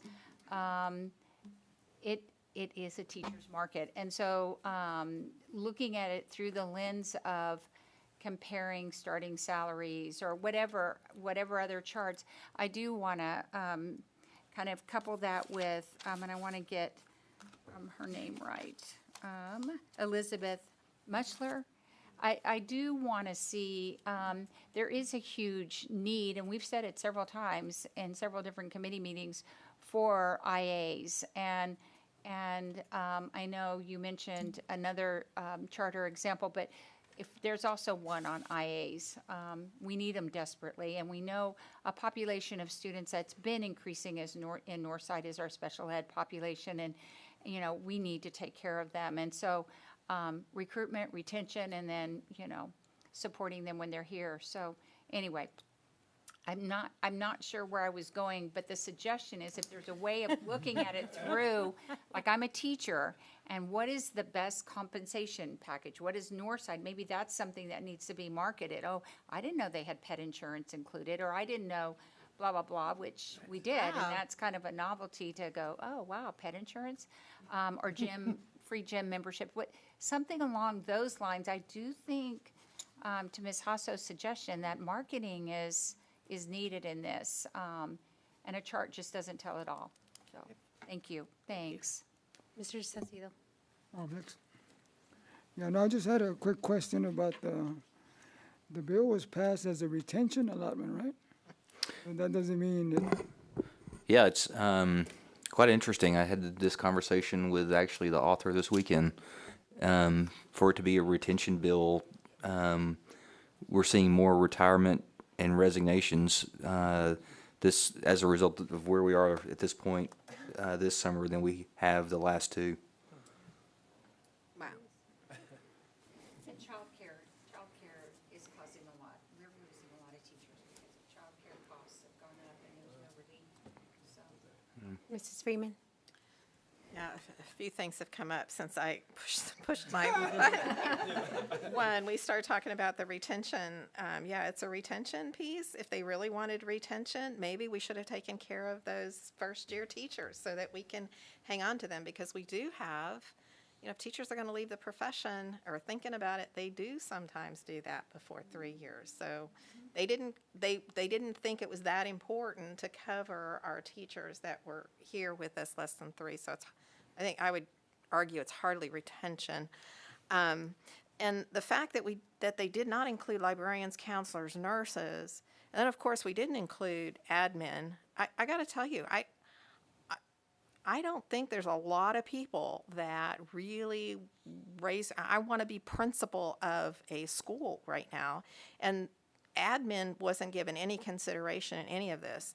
So when you talk about us, okay, so perhaps these teachers do have this category of teachers that did get raises, that would be in perpetuity, but as school districts, we've got to work to structure our pay schedule so that other people are getting compensated the same way. And I could see us spending some time trying to get to that point as well. Yeah, and I think that's a concern. I think that's just it. And that's why we needed to have this initial conversation this evening. Is 1.28% is not enough. I want to just be really clear that is though what has been provided in House Bill 2, and it's just those are the numbers. So how that gets divided up, again, outside of the $2,500 and $5,000 to teachers, I mean, as you well know, there are compensation packages can take a multitude of different approaches. For example, a general pay increase to the midpoint, or not using the midpoint as that calculation variable. I mean, there's just so many different aspects. I will say this, though, and again, this is just probably more so a reiteration of what you already are aware of. Anything beyond what was specifically outlined in House Bill 2 is going to create a situation where we're going to have to compensate even a larger deficit in the overall budget that will be coming before you here in just a couple of short months. And so we can look, like I say, at a more granular level of exactly what I'm getting at, and it's not a, is it needed? Absolutely. Absolutely. Is it warranted? Absolutely. But can it be afforded? And that's the piece that, looking from a longitudinal planning standpoint, we're going to be bringing yet again another deficit budget, as many school districts already have, because the funding that was provided through House Bill 2 is very, very specific, and it is hardly adequate. So as we're talking through this, as Megan has already articulated, this piece of the conversation it's 85% of where a $1 billion operating budget lands. And so we've got to get this piece right. Not to say that the other 15%, we don't have a little bit of wiggle room, but not much, because we've absorbed a lot of that wiggle room, as you recall, in our budget reduction efforts leading into the juncture that we are right now. And so while I'm talking really large-scale general fund budget, the reason being is because in the grand scheme or large picture, this is really, really important. And Megan, I know I'll probably just jumped around through your presentation. But We made it through one slide. you'll see some data here momentarily that I think will resonate. Sorry, Megan. That's okay. And Dr. Hazel did have a question again. Sorry. Did you mean to press the button? Oh, I mean, I could. Yeah. No, I mean, I do just want to kind of, like I mentioned, like livable wage, I feel like it is a priority. I feel like, you know, as an individual that had parents, that I feel like it is extremely important to make sure that we add that as a scenario to see what would it look like if we paid our support staff a livable wage, and then kind of see where could we then kind of Yeah. pull. And we have that data. We'll provide here just momentarily. It's not part of our presentation, but we have run the scenarios, so let me go through the presentation if that's okay, and then we'll talk through the different options. Dr. Hall, did you have another question? I did, but I think I can wait. Are you sure? Are you sure? Okay. Well, the second, I'm going to rush through the second and the third and then get to the meat of the presentation. Okay, the second slide is our substitute teacher pay rates. We are not proposing any changes to these pay rates.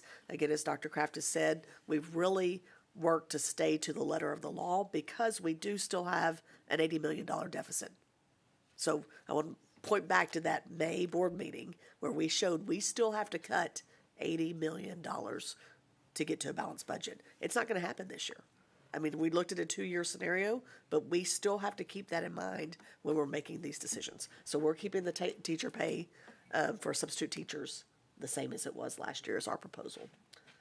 Teacher incentive allotment, as Dr. Kraft said, we do have to show you that plan as part of a compensation plan discussion. The bottom line there talks about our payments that were just made in May of 2025. We know that we are going through the data validation with TEA, so we are excited that we expect that in May of this coming year that we will be paying out a significant amount more than this for teacher incentive allotment, but we want to cover that as part of this presentation. And now we'll get into the True House Bill 2 pieces of legislation. This is the slide that shows the piece of the TRA, teacher retention allotment, and they're calling it the TRA. And this is what it prescribes. It prescribes $2,500 for teachers with 3 to 4 years of experience and $5,000 for teachers with 5 years of experience. That cost to Northside ISD is $27.4 million that will be reimbursed at that rate for those that qualify for that. We had a big meeting this morning at 7:30 this morning to go through our teacher salary schedule. I had probably 20 of us in here in this room for about 2.5 hours going through the list of teachers of who qualifies for this and who does not qualify for this. And it's a fine line, and it's not as easy as you would think to go, what is a classroom teacher? So we've been having that discussion quite a bit. But looking at it, we believe the $27.4 million is the right number for the classroom teachers that we're looking at. I want to remind you that House Bill 2 does not provide funding for the benefits related to that pay increase. So the TRS, additional TRS above state minimum calculation, we have to pay for as the district. So for that $27.4 million required teacher pay raise, we must pay the benefits related to that of $3 million that are not part of the TRA. So that's an additional burden to the district of $3 million that is not covered through the TRA funding. So I want to remind the board of that. Now we're going to go to the proposed compensation plan for what they're calling the support staff retention allotment. So SSRA is what you will see for support staff retention allotment, is what this page looks at. Again, we ran the 1.28% estimate.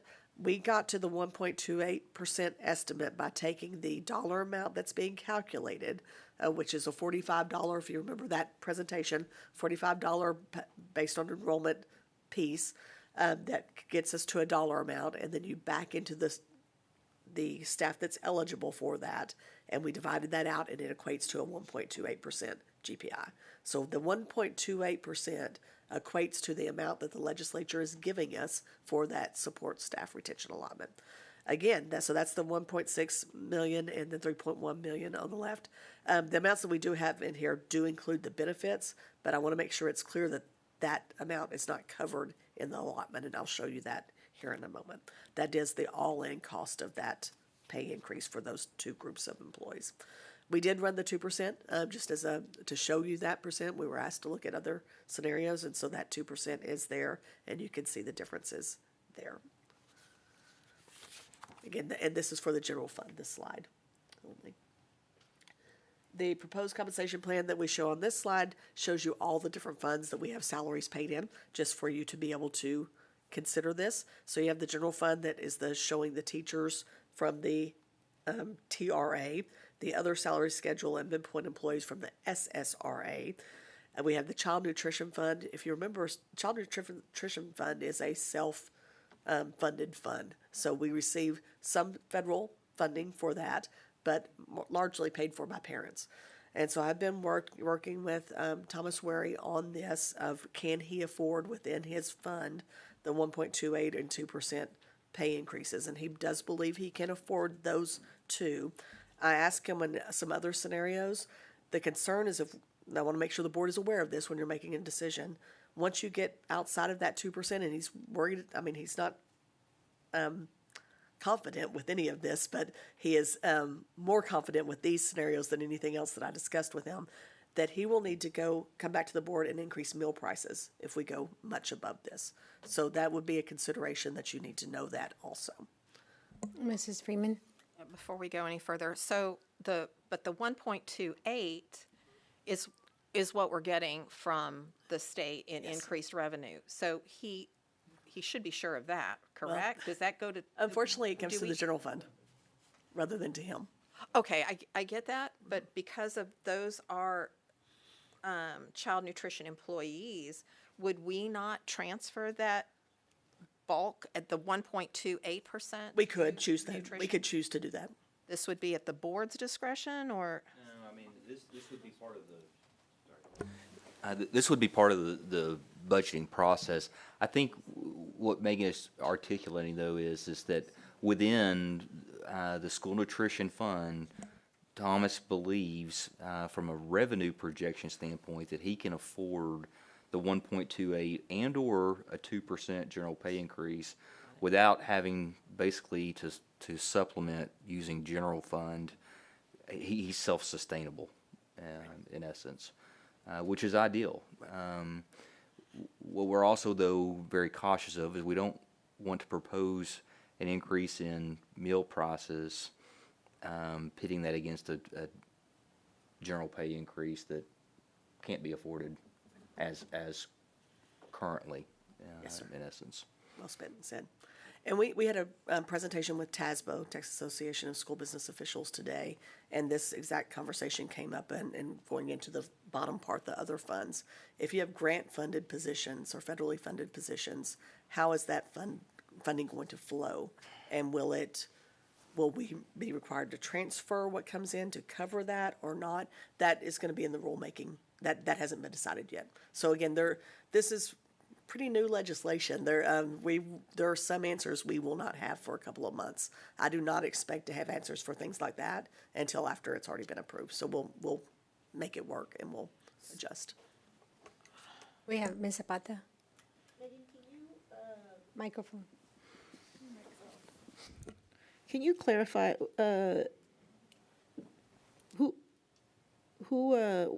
what are midpoint employees? I believe I'm going to go to the. Let me see if I've got that defined here. Tiffany, do you know if it's? I don't have it defined in the presentation. I was going to say it may help just to go on here. We have the other salary schedule employees which are the teachers, librarians, nurses, counselors, people like that, and those staffing pay grades. Midpoint employees are everyone else. I'm going to go with everyone else, but it's a lot of our auxiliary paraprofessionals, right? Hourly workers. Yes. Custodians, midpoints, bus drivers. Yes. Yeah, we'll have another, like I say, analysis momentarily that you'll see the specific classifications with those hourly positions. In fact, we can project it, Tiffany, Megan here in just a minute. Do you want us to go ahead and load the?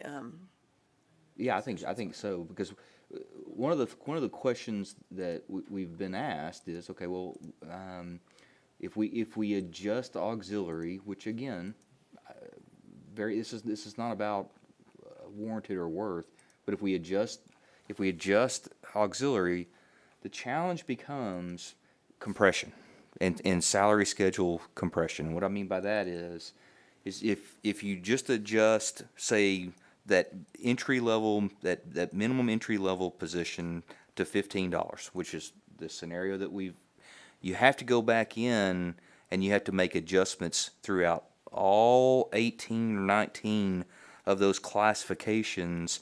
Otherwise, you're going to have an entry level position that is going to be, in some cases, making actually more than someone that should be in their supervisory role. And so that's what we've spent the last couple of days, Megan and her team, in analyzing, because that's obviously a much larger additional cost that we'll have to go into the general fund budget to figure out how do we pay for it. Again, you all know this, a budget is prioritization. And so that's where we're going to need guidance. Again, we can run any pay scenario, known to man or woman. It's just then what does the board have the appetite for, because it will lead to, beyond especially a 1.28%, it will lead to a greater deficit budget going into next year. Mrs. Freeman.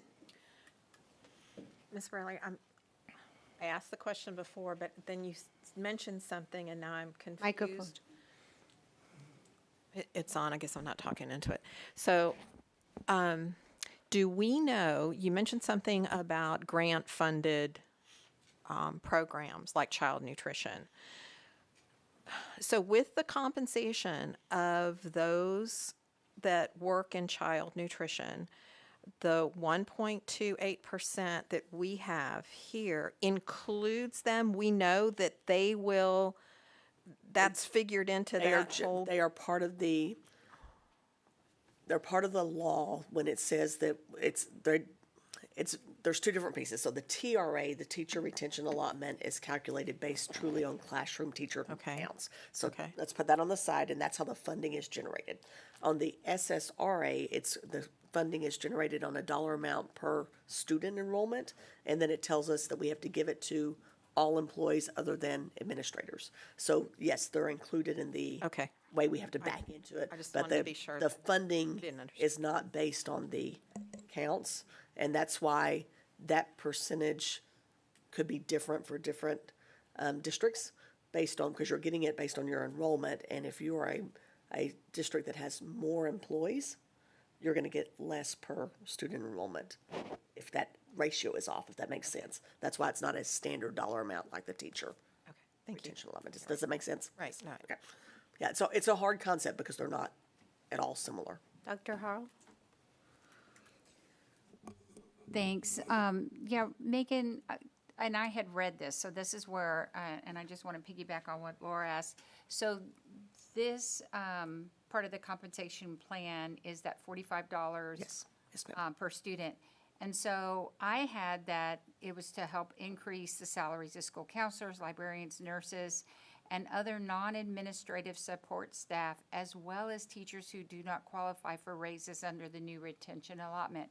So really, that midpoint employee question is everybody else. It's everyone else. Everybody else. We First year separate, teachers. yes, we separate everyone else into those two categories, the other salary schedule and the midpoint employees. So then what's the other salary? So the other scale, and then, again, this is a very technical piece. I apologize for making it a little more difficult. We have the teacher schedule, and at one point, teachers, nurses, librarians, counselors were all on that same schedule. So we had to peel off the nurses, librarians, counselors, and some instructional coaches, some specialists are still on that. They're on that other salary schedule. So it's people that had previously been on a teacher salary schedule that were peeled off. Piece to that. Right. Yes. Okay. Yes. It's tied. At one point, it was tied to the teacher salary schedule. Okay, and then everybody Everybody else is the midpoint. Yes, ma'am. and that's based on that $45 per student. Yes. Yes, it is. Dr. Does that Hassel? help? I just had a question about the grant funded positions. Is that because we wrote them at that pay grade, or is that like a state, like that's how much they get paid regardless of what we submit? Like, We pay everyone on the same salary schedule. It doesn't matter what funding source they have. oh, no, I mean like the grant funded position. So like I'm making the assumption that we apply for that. So like we submit, or that's just grant funding from the Some state? of them are more standard from the state. Okay, and that is the, So if we think of state comp ed. Okay. Or title funding even. so that's a set, That's a like the federal- state you may get says a dollar you amount. only pay them below minimum wage, like that's the state? Or like if we paid our staff a livable wage, then we would be able to get an equal amount from the state or apply for the grant to equal that amount? Most of the grants, and Tiffany, correct me if I'm wrong, but is that we get a dollar amount for that grant and we get to choose how we spend that money. And we can either spend it on stuff or we can spend it on staff. And so Got when it. we spend it on staff, then we pay the staff based on the salary schedules we have. in That we place. have. Okay. Yeah, I was just making sure because I know it was like, well, he only has enough for like 2%, but I was like, well, like sometimes like, is they do like, is there a cost of living set up with them, or is it just like it's always going to just be the set amount? So when we make a decision to give a general pay increase to our staff, it applies to all staff. And so if they're school nutrition, they get the same pay increase, and then they have to work on making sure they can afford it. So that that is a piece of being that self-funded that is a challenge for school nutrition. Okay, thank you. Mr. Blount? Yeah, I was gonna ask, what is the total revenue that we get from the state for the 1.28%? Oh, it's on the next slide. The Great 41? segue. So for the that is the $3.7 million. So the support staff retention allotment is $3.7 million is the amount that we'll receive. Oh, I'm sorry, the grand total is 41 million then? The grand total of all three of All these three? state allotments. Now, I do want to remind the board that we are putting on this slide the allotment for basic cost. That is the $106 calculation that we looked at a few months ago.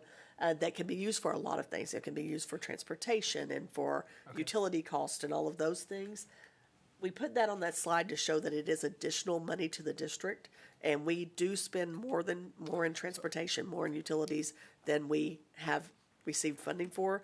So we can, what we talked about earlier, we can play the shell game and supplant that money to let this help pay for pay raises. So from my perspective, this is the new money that comes from the state that can be used to pay for pay increases if we want to, So without going further in the deficit.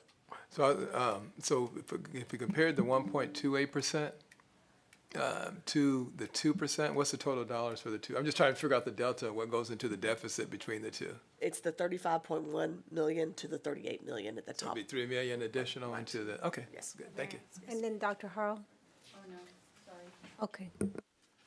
So that's a great takeaway, though. That is what I want you to remember from this part of the presentation is looking at the general fund, the 1.28% total cost is 35.1 million, 2% is 38 million. And the funding that we have in new money that can offset that is the 41.7. Now, again, this is all of our new money, and we do have additional cost in property insurance, and we do have additional cost in fuel and all of those other insurance costs that is part of what this was expected to pay for. But I want to let you know that those are the new funding sources that are available. So the 2% is much more attractive than the 1.28%. 1.28%. That is simply just the calculation as House Bill 2 was prescribed, more for the articulation of this is what our legislators did. Here it is. This is the calculation. This is the fact. This is what the $3.7 million provides. So the 2%, another way to, it would be an additional $2.9 million that we would be in the red with the proposed fiscal year that we'll be bringing to you here, like I say, in just about 4 weeks. And so that is the end of the formal presentation. We do have some items that we worked up looking at a $15 pay rate, if you want me to bring those up, Dr. Kraft. Yeah, I think so. So another scenario, another analysis that was run was bringing what I would consider entry-level auxiliary jobs to that $15 mark, but then making really what is considered equity adjustments within pay scales throughout, because otherwise, if you don't, you get pretty significant compression. What best way I can explain this is if you go back to that 2% scenario, which we don't need to put it up on the slide, but if you make that standard adjustment through a general pay increase throughout all classifications on all pay grades, everybody moves. So You have to consider all their boats years of go up. service and correct. Yeah, I mean, you still have a little bit of compression that you might have to work through, depending on the midpoint adjustments. But it not like if we make the adjustments to say the first level or classification of employees, and then don't make the adjustments throughout the rest. That starts to have not only immediate consequences with, say, pay grade 2, 3, 4, but then over the course of time, it affects the whole structure, and it gets very, very tedious and expensive to work out. So I think we'll be able to articulate this through, like I say, some information that we've been able to, like I say, put together really in preparation to answer a question. And then we'll go from there. The team is working on it. Tanner gave us a thumbs up. So Oh, okay. we'll see what that. No pressure. Tanner, you can work miracles. Yes, he can. So what Tiffany and the group ran for that we have worked on is we had been asked to run a $15 minimum wage. And so we looked at it from two different ways, and there's a lot of different ways to go about this. So the first way we looked at it was what is the cost, and that's the scenario of what is the cost to move from our minimum wage right now is $11.50 is the lowest wage we pay. And so to move everyone that's below $15 to $15 and nothing else, because we know that would be the least expensive and we're in a budget challenge. And so that was the first scenario we ran. That is not ideal, and I would never recommend that because you will have many people that are currently at $15.02 per hour that would not get an increase, and all of a sudden everyone below that range is right there at the same level. So to talk about the compression, it's going to be absolutely right on top of each other. But we wanted to show it because that is the fastest, least expensive way to get to that minimum wage. So the cost of that would be $1.65 million. What this shows you is based on the different funds. So general fund portion is at the top. Moving across, we looked at the current pay rates. You can see at the very top is $11.50. If you can read that, it's a little small. But currently at $11.50, we only have two positions at that dollar amount right now. So bringing those two positions up would cost $14,000, and it would be an average pay increase, general pay increase of 30% compared to the 1.28% that we're looking at right now. So tremendous numbers there. As you move down to the pay rates, I'm going to look at the current pay rates between $14 and $15 per hour. Megan, yes, ma'am. can we blow it up a little bit?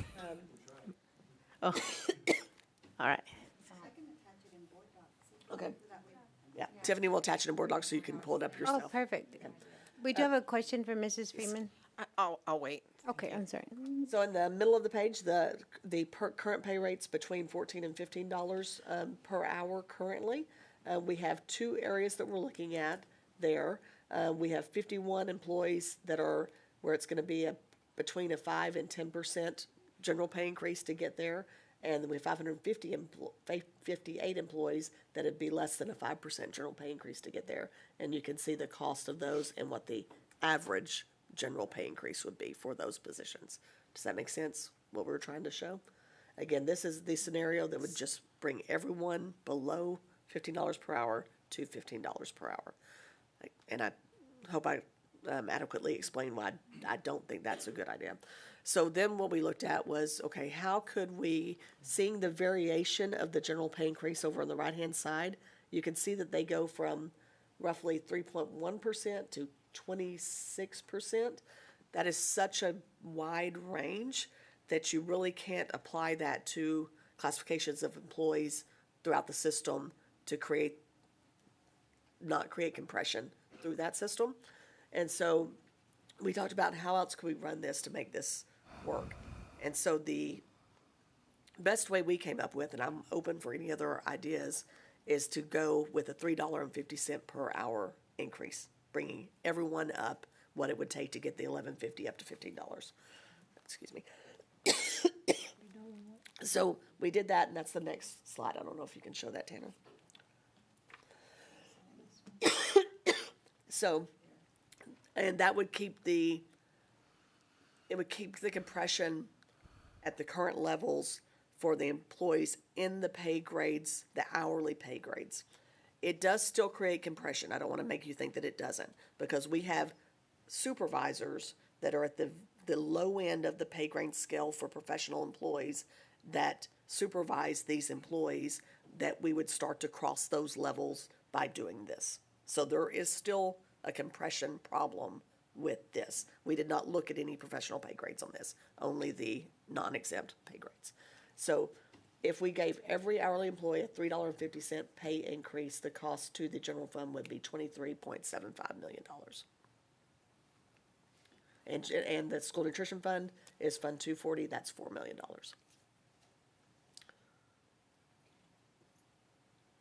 And again, we can run any scenario. So, I mean, and I say that, I think we can run any scenario. We can run a lot of different scenarios, and there's not a right way to consider this. There are multiple right ways, if you will, to consider it. So we're open to take any recommendations. But I am very concerned about the cost of this. If you added $24 million to our already $70 million deficit, when we looked at our fund balance recently, that you're getting into the danger zone of cash flow very quickly. Mrs. Freeman, did you want to ask your questions? Yes, thank you. We always look at how we compare ourselves with other school districts, and there's reasons that people work at school districts other than compensation. So the first question, do we know how many other school districts in Bexar County have a minimum salary of $15? I do not. I know of one. Yeah, okay. We'll need looking to- at Ben to see yeah. if he knows of any other. We'll need to try to pull that analysis and bring it back. That's a great question. We need to provide you an accurate answer. So let us find the answer. Okay. And then I guess the question too is so some of our many of our auxiliary are part-time. Is that correct? That is correct, yes. Do we know percentage? I do not know a percentage. And I guess to that point, that how do our benefits for our part-time employees compare with other school districts? Because I think that's something we need to compare ourselves when we start looking at salaries. Again, it's not just their compensation in dollars. Certainly that's one thing that people look at, but it's also working conditions, other benefits that may make up for some of those dollar amounts. Well, that's a great point. We've already had and begun the conversation in and around health insurance. It's very evident TRS is increasing. I believe 10%. 10% on average. We're going to work hard, and again, Ms. Freeman, you're highlighting a point that is spot on. We're working now, being partially self-funded, towards flat premiums, very little, if any, plan design, formulary, so that benefit remains intact and without hopefully having to pass on the cost to the employee. So when you kind of think about the vast majority being in TRS, a lot of the raise, quote unquote, that has been provided through this new House Bill 2 money is probably going to be consumed with TRS health insurance premium increases. And that is, again, that's just exemplifying a point that's For those on TRS. for those that are TRS. Now, I will say this, that the industry as a whole, I haven't heard anyone that is not looking at least an 8 to 10% increase. Whether you're partially self-funded as we are, TRS, a part of a larger group, health insurance is becoming more and more expensive, if not completely unaffordable. So just to be clear, so we are not a TRS. We're not. Self-funded, and No. so that No. increase would We be yes. offsetting. We will benchmark against TRS because now you have the opportunity to opt in, which you didn't used to have that ability. But the advantage of being partially self-funded is you can work to try to control a lot of cost, but then also how you go about funding the plan to not pass on those additional cost increases to employees as much as possible. So that's what we're working on. It's still it's a little bit premature to be able to provide you hard numbers, but that's our goal and our intent is to not pass along increases to the most expensive benefit, which is health insurance. Dr. Hassel? Just want to say thank you for pulling that information. I think a lot is also, before I was on the board, I came to a board meeting and I was able to see like the years and years of there being like a surplus. And so I feel like, you know, the unfortunate is that this year, like obviously like last year, we're not going to have a surplus. But we're eventually going to have to bite the bullet and pay people a livable wage. And so when are we going to do that? Like, what does that look like? So I'm excited to kind of at our next finance meeting, really look at the numbers and really figure out what does that look like to allow individuals to live in San Antonio and be able to actually be able to pay to live in San Antonio. So I feel like, you know, it's a great opportunity to be able to find a way to really be able to do that. The other question is, how many employees is that? Like, I tried to see, but I couldn't, like, for the 28 million, like, how many employees are we talking about? Because I don't see it on the chart. For the 24 million? The 28. Yes, for that, yeah, it's going to be all of our hourly employees, so I'm gonna say 6,000-ish. Yeah. Okay. Yeah, I was just trying to kind of figure out. And then, like, my next question is, have we ever done a pay analysis? I would have to ask. Yes. We discussed, to your point, a pay study being conducted this past year. And it was going to be an expensive pay study because, particularly for our classified and or auxiliary, you have to look at also not just district positions. You have to look at, for example, electricians and plumbers. You have to look at the market because that's really who you're competing with, obviously in that ecosystem, and seeing that there's just no way we're going to be in a financial position to be able to integrate what comes of those equity adjustments. Do we really need to spend this much money on a compensation review study, knowing that we're just not going to be in a financial position to be able to make the appropriate adjustments? Because you're exactly right.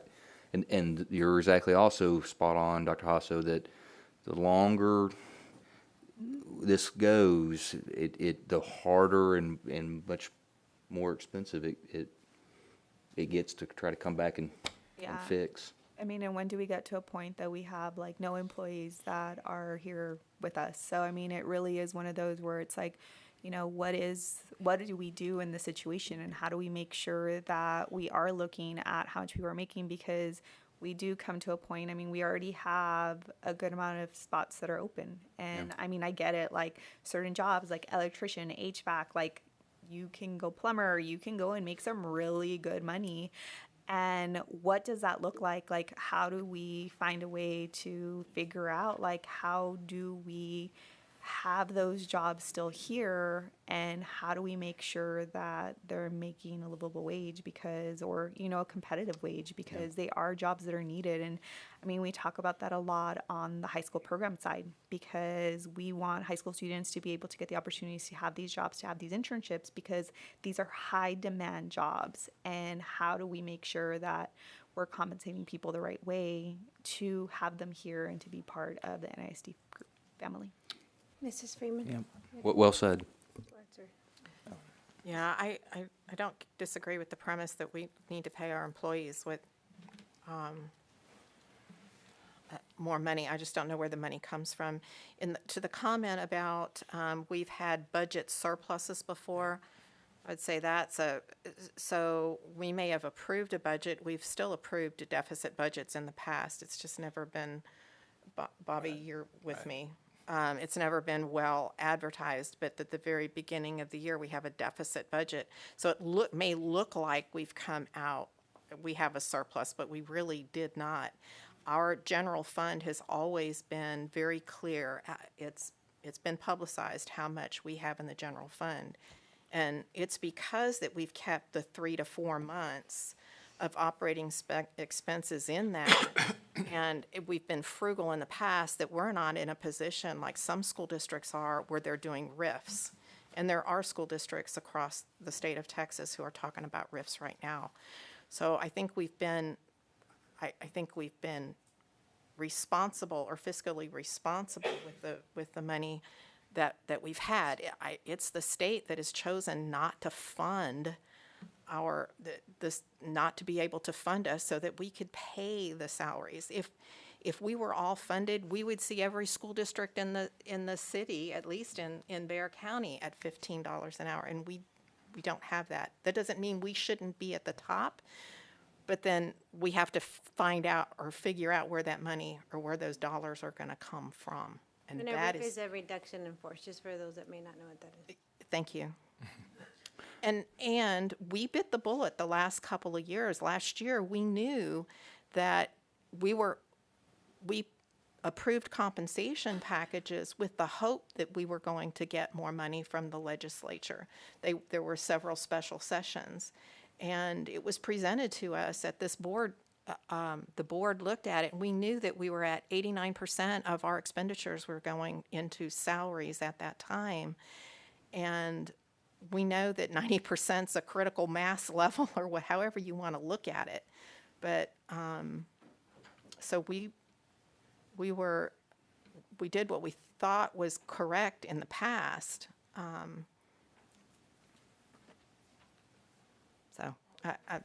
Mr. Blunt?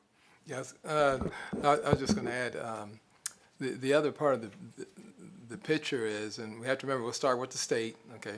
The state still hasn't done that, what do you call it, evaluation of what a teacher should be making, and that's still right in legislation as far as I know. It's been there for some time, and they're supposed to come up with what a teacher should be making. Yes, sir. Right, that hasn't been, and it should be done, because I think we all know the teachers are definitely undervalued. The challenge we've always faced with the living wage is, I know teachers and others are also taking on second and other type jobs, et cetera, so it's really trying to balance out, okay, we definitely got to take care of everybody per se, and how you do that and some other things, especially given if the state would take care of that part, I think it would help everything out, then we can take care of everybody per se. So I think we really need to continue to push on that also with the on the legislative side of the house and say, yeah, I've got that in there.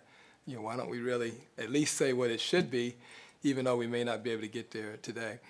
The other thing I would I would add that I'm concerned about also, I know we've done in the past, are there any critical positions, I know y'all hate for me to bring that up, that we need to take care of per se? And remember, we don't just compare against school. We've got positions that compete against others. I still remember seeing our police dispatchers and the concerns there. There's a small number. I know athletic maintenance, others are pursuing that. We know bus drivers, others, once they get that license, others are taken away from them. I don't know if that's still going on, but that's something else, if we're going to look to make sure that we're taking care of those critical positions. I know there's shortages of jobs everywhere, but to me, that's another priority we need to look at. And that's a great point. And we'll use our police officers as a prime example. They do, phenomenal job, phenomenal work.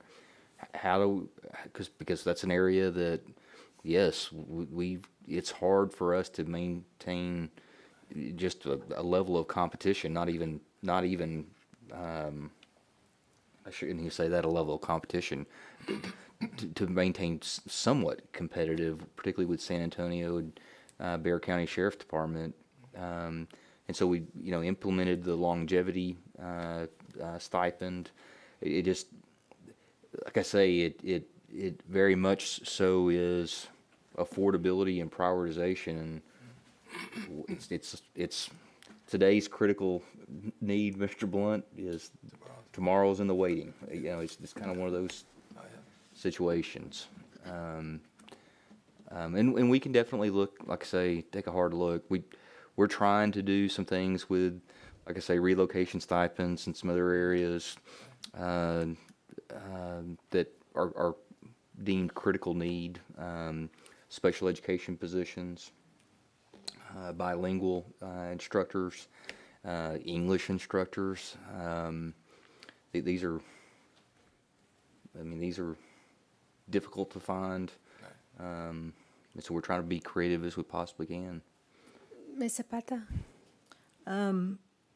I hear the numbers. I hear, the, crunching of the numbers and I guess certain equations or whatnot. But we really need to find a solution, because what's going to end up happening, you got to understand that these IAs, these support staff, they're in the classroom, and we're already short. We're going to end up paying in the long run. We're going to have students getting injured, teachers getting injured. I'm not sure how many support staff we lacked at the end of this year, or how many. Do you have that information? I do not. Ben, do you have that? Yeah, we look at it on a weekly basis. And Ben, I've got it on my email. Pull it up real quick, but You know- we can start providing vacancy reports in the Friday letter when we track it by position. So we assess it on a weekly basis, tracking, like I say, to Mr. Blunt's point, it's critical need shortage areas, but then also looking at, but even by campus, where do we anticipate that there may be a challenge with appropriate coverage? Because the last thing we want to do is create an unsafe environment. But we're also pushing, Unstoppable Northside. We're pushing open enrollment. We're opening, classrooms to be larger, and we still don't have that support staff. So I think it's really important that we need, just like Dr. Hasso said, at what point do we, Bite the bullet. Yeah. And there's been times where maybe a certain group doesn't get a pay raise. Maybe admin doesn't get a pay raise. We talk about what can we do. We talk about, the Northside culture and helping each other and getting, how do we weather the storm? But we need to figure out a way, because if we don't, we're going to end up paying in the long run. That's the way I see it. Mrs. Freeman? Okay. So I hear the comment about finding a way. Finding a way means taking dollars away from something else. So does that mean that we cut programs, or do we do a RIF? And if we do a RIF, then what employees then can we do without? If we're looking at 28 million, to find 28 million, to cut, not only do we have to cut how much? It was 79 million, so. Okay, then you add that on top of that. So then what does that look like? And what risks, what else do we cut? And when you have 85, Dr. Kraft, you said this particular recommendation gets us to 85%? Does it? You mentioned 85. I don't know where we are with. Oh, as far as the aggregate of the personnel expenditures, you'll be between 86 and 87% more than likely. So when you start looking at that percentage that we already have in salaries, and and cutting 28 million on top of what you already have, you start looking at people. So then where do we cut?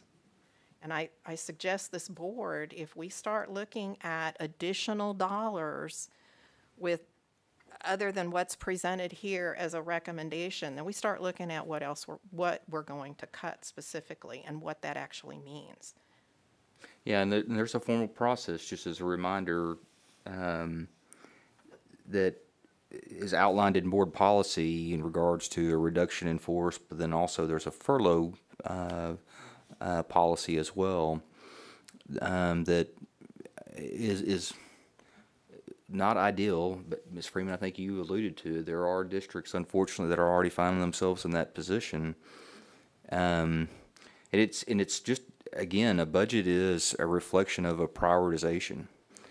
And so whether we look at personnel-related support or services, we look at programmatic offerings, I mean, that it's an exercise of prioritization.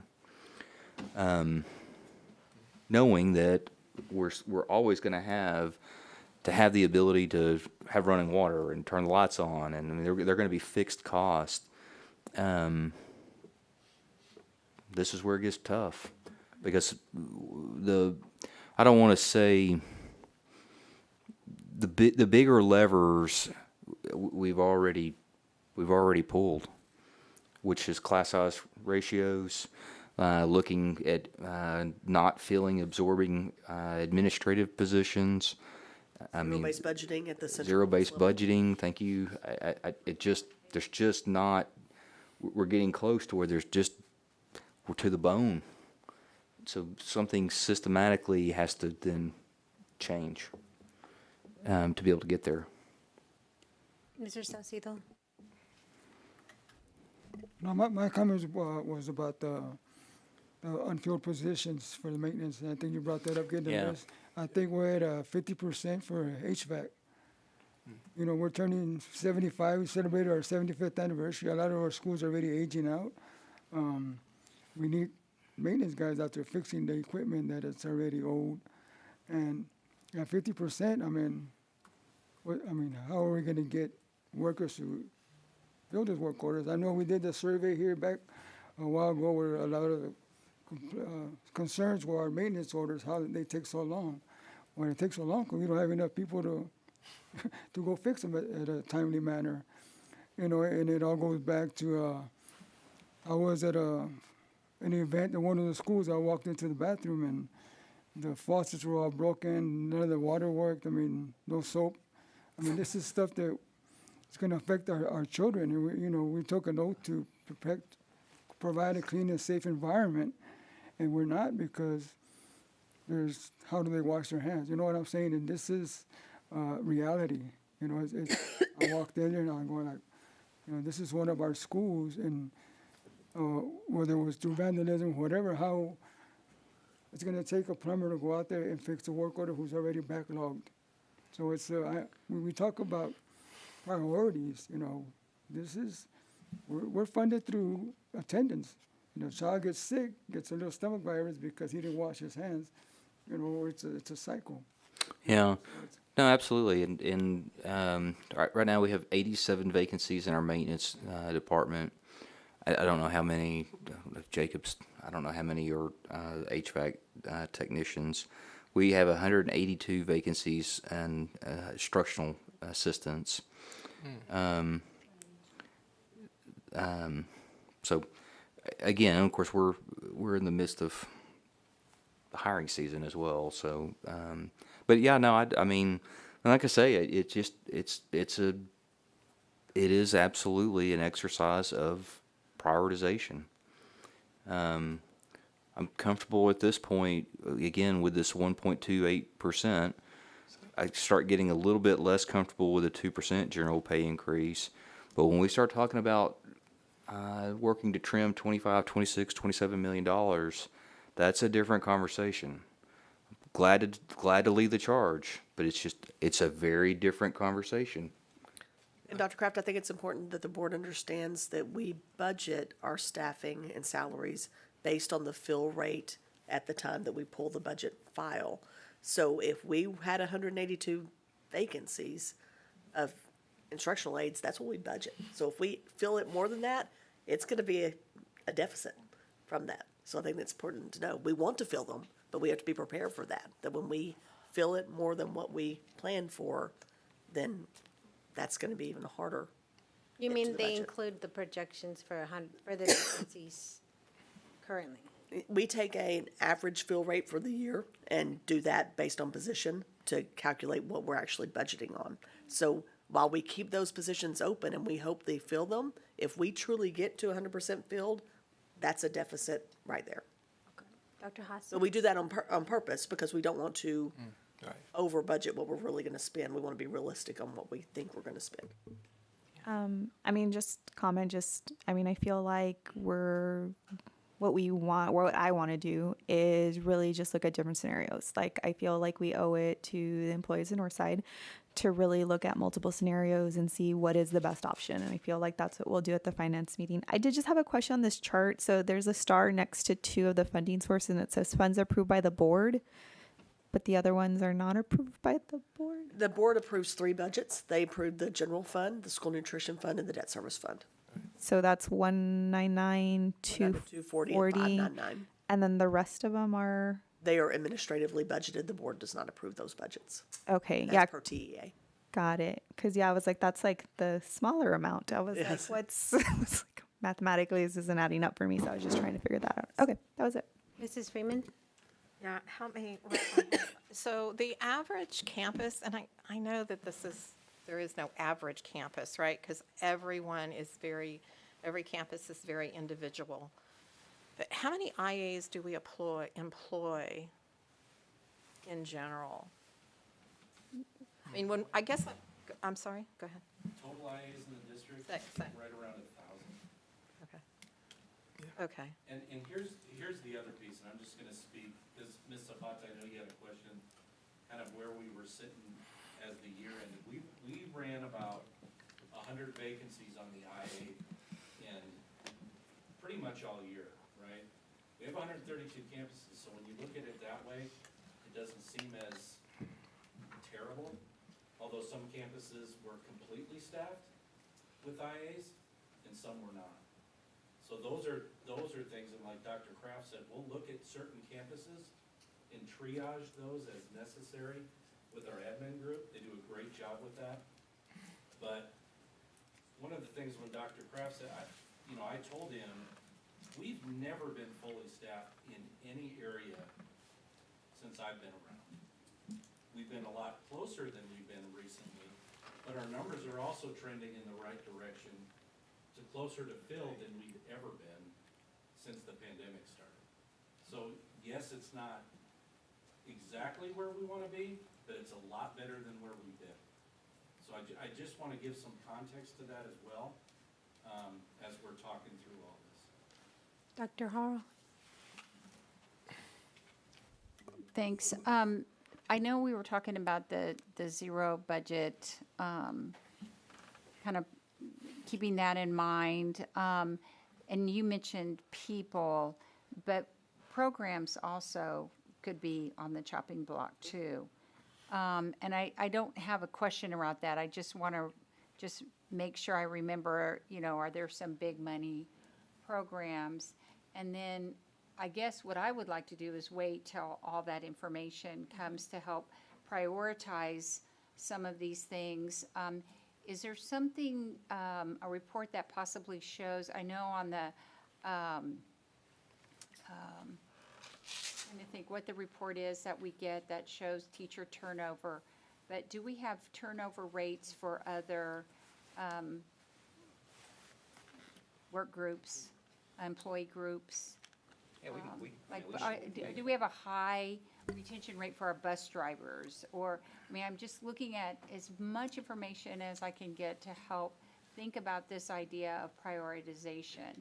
So turnover rates, and I think our turnover rate last time, Janice, you presented was like it was low. It was like 11% for teachers. It was- Teachers, yeah, we're below, definitely below the We state. were with below the teachers. state. And that's in taper, we see it The in the taper report, and it's always a year in rears, but something that might also help. I don't have that readily available, Right, but we'll but- see if we can, See if we can get what we can come to. into our information software and yeah, yes, we'll see what we can work to pull and analyze. Mr. Blunt? Sorry for pushing my button so much, Dr. Duran. You guys are pushing the buttons today. Hey, but what I don't know, I say, hey, I think what I'm hearing from everybody, and y'all tell me if I'm wrong, that it would probably be very difficult to have a compensation plan that had a percentage, that percentage for everybody per se, to really achieve what we really need to. That the discussion of prioritization, and Dr. Hall, I think you pretty much got there. The scenarios or prioritization would help to say, you know, what are the more critical type things that we need to look at as a group, and we may have differential amounts this year, some zero, et cetera, based on that, et cetera. I'm with y'all on the IAs, having visiting all these schools, man, I wouldn't have made it without some of the instructional assistants. But I think there are some critical, I think that's a good conversation to have for the scenarios. Yeah, we can work up some differentiated scenarios, and you know, again, that's why I'm saying it. Yes, we're a little bit late, but not really. And what I mean by that is typically you're trying to work to put together a compensation plan for board consideration approval, really to jump out ahead in anticipation for really the main hiring, which is even before the school year ends. And not to say that that's not, I mean, we want to be competitive, but I just don't foresee, given this current landscape, school finance landscape, of other districts, our competitors, going off and leaving us. That's just not what's fixing to happen. Mrs. Freeman? So we've got some time. Regarding that, I don't know where we are in that particular schedule. If we're not going to make a decision today, my thought, and I just started looking at where we've decided other compensation packages in years past, and we've had it by now. I would suggest that maybe we add a couple more board meetings before the end of July. Maybe we could get there. I think we need to, my thought would be to look at our schedule to see if, We have a finance meeting in July. July 15th. finance would be good. Do we make a decision? I mean, could that be another, do we need 2 more meetings? Well, July 15th is what Before. we have scheduled at 4 p.m. for Finance Committee meeting. Megan, that really, we're asking you a lot of information, so is that, with all of these scenarios we're asking of you, is July 15th, because we program a meeting and you're not gonna have that data ready, what's the point? And then there's a holiday, July 1st. What is your recommendation? And I actually have a note for myself to get with Dr. Kraft tomorrow to ask, because I think, Dr. Hossel, we're gonna need to get with you of your expectation of the Finance Committee also, of what you want to see there. It depends on the scenarios. Some of these are,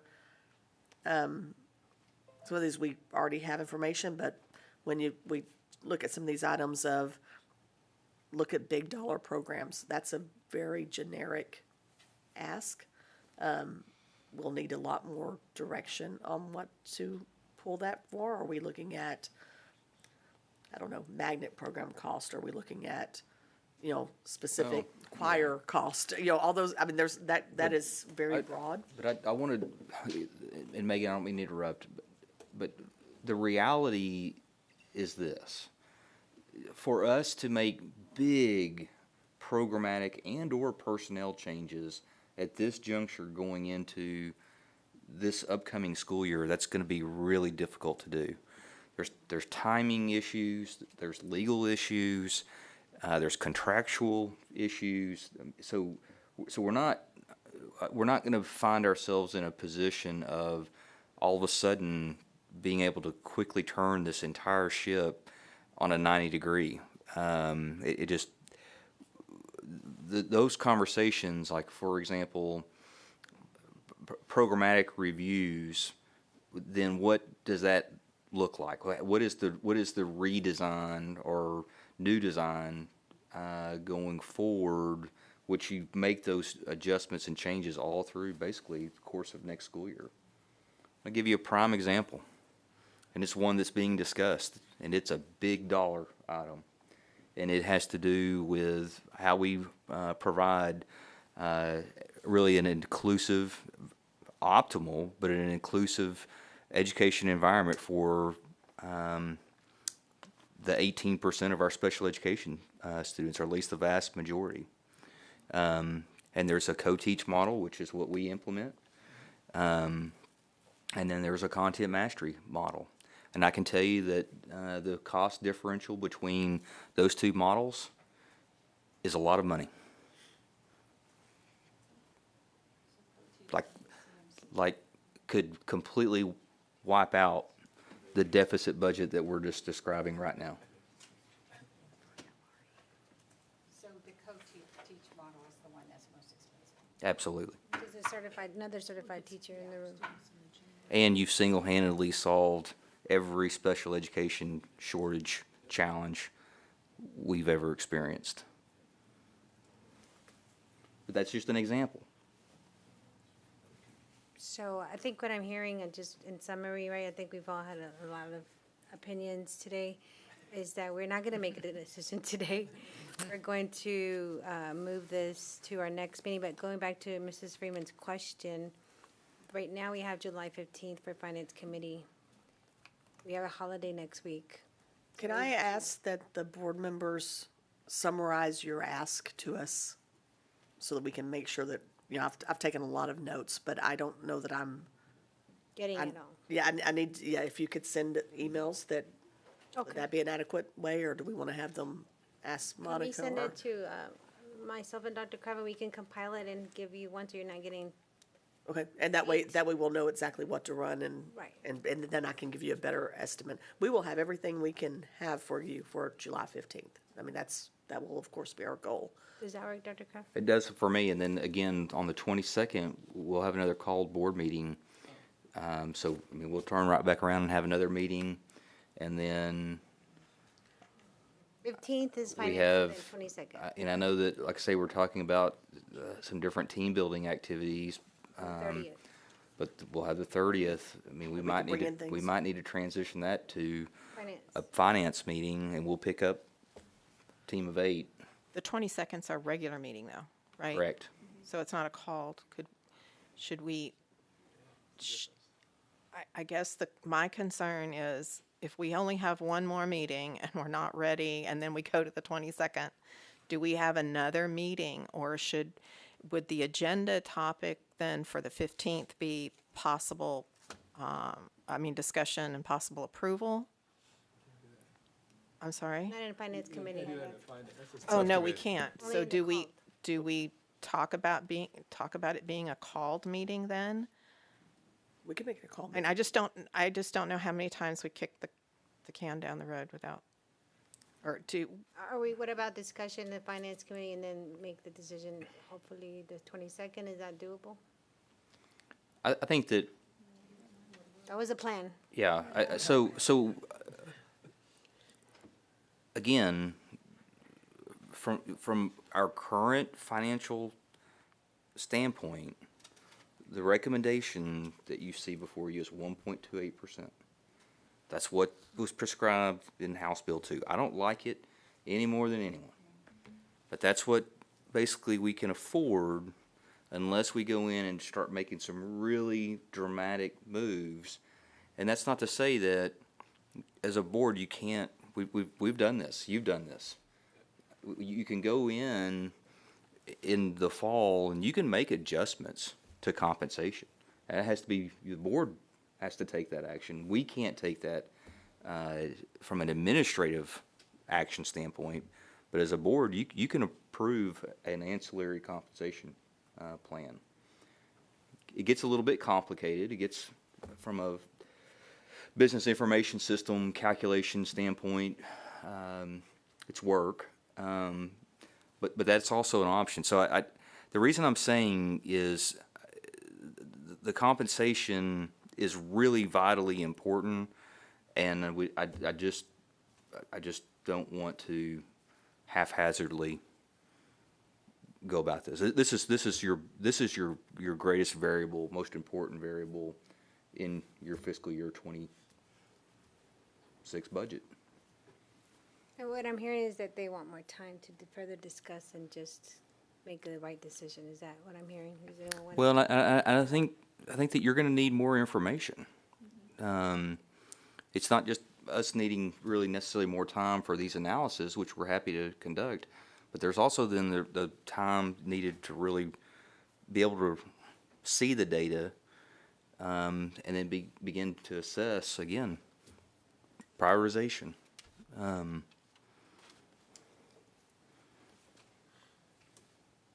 Dr. Hassel. Would it be possible to get the information before the 15th meeting? Because I think what happened is, like, even for today's meeting, like, I logged on and I was like, let me see everything that I need to look at. And today's like the first day we're discussing it.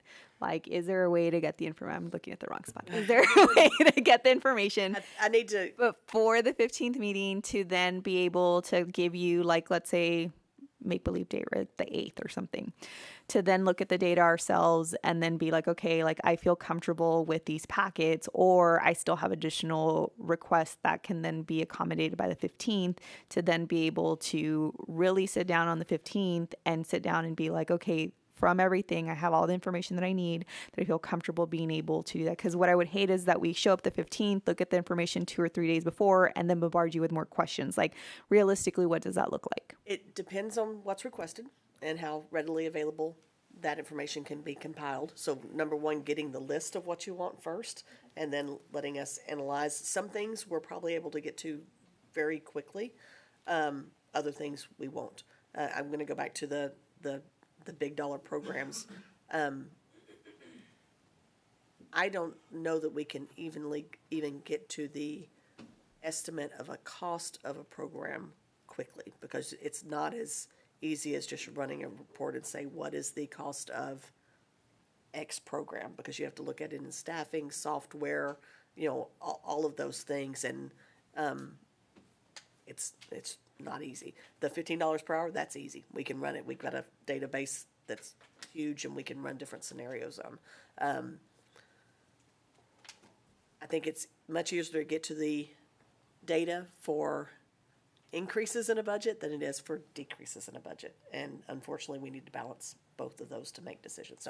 So it's possible. Let me start with the answer is yes, some things we can get to you quickly, and I think that's what we should do is you give us the list of what you want. We will start churning away the easy stuff fast and then get them to you as we have them. I would turn to Dr. Kraft. Is it okay to email things out to the board? Can we do it? Yeah, as long as there's not obviously the two-way correspondence, right, yeah. Just one-way correspondence directly to Megan. I can be copied. Megan won't respond. It's like I say, it's just a one-way communication for an analysis, and then we can like I say work to compile those analysis. Let us see what we can put together. It won't be a full-blown salary study, because we just won't have that. We just won't have that ability. And it's just to a previous point, Dr. Hasso. Those salary studies usually are a 6 to 12-week process, so we won't have that kind of time. But can we all commit to sending it to Mrs. Bradley Megan by tomorrow, end of day? I mean, you've already stated your questions. Can you just formalize it by an email to you? Is that what you? Just what will help provide a better analysis as to compensation and compensation planning. And I think if you can get it to Megan and myself tomorrow, just a request, like what is it that you would like to try to see, that will definitely give us a so jump we have start. as much time as possible. Right. Okay. By end of day. And then we'll let you know, we just weren't able to get to that information or not. And for example, one of the things I wrote down was you want us to look at several scenarios. Well, what scenarios? you know, I need a little more specifics. So is it a general pay increase? Is it certain pay grades? Is it, you know, Okay. so to be able to actually get to the data. Some of them I can get to, you know, what is our percentage of part-time employees? We can get that pretty easily. Mrs. Freeman? Yeah, again, just a request that perhaps the finance, just if it's the will of the board, that finance meeting become a called meeting, so it would be possible to go ahead and approve the salaries at that meeting. And we're talking about the 15th? Yes.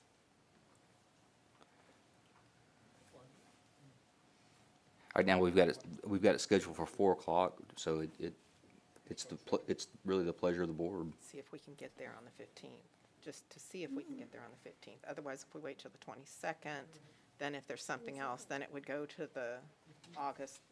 I just think if we're ready, I'd like the opportunity to be able to do that. I think we need to find out, is everybody going to be able to be at that meeting? Sure. And the plan is right now, Finance Committee meeting, further discussion, decision the 22nd of July.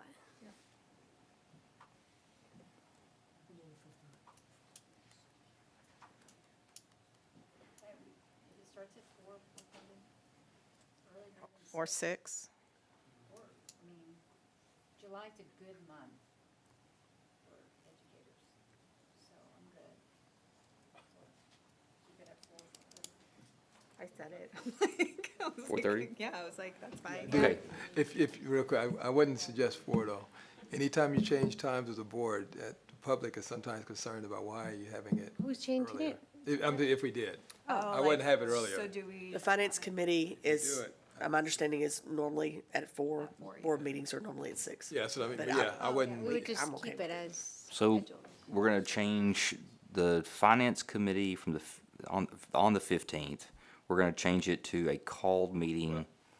I'm sorry, I didn't mean to That's interrupt, right. but I'm just concerned about having a time change for a called meeting. Sometimes you pay for that in the public. I've seen Right. school districts, they got in trouble when they moved it from at 4 o'clock. Should be like a 6 p.m. So I Yeah, mean, make we it want to 6 have it at o'clock. 6. Right. Yeah, I agree with you, Bobby, but it does give us more time. We won't be here till 11 or 12. yeah. Like we've been in the past on the do or die day for. Oh, yeah, we were here at midnight last time, flat, 12:30. I'm just saying, think of, Us, yeah. Okay. So 6 o'clock, no Finance Committee meeting, a called meeting, wait, we said what time? 6 o'clock. Do 6, yeah, to keep it. Okay. We got consensus.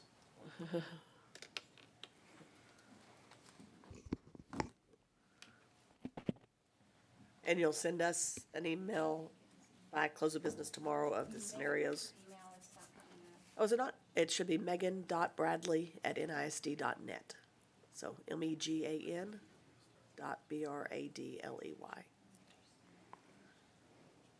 Because you've never emailed her before. Maybe not.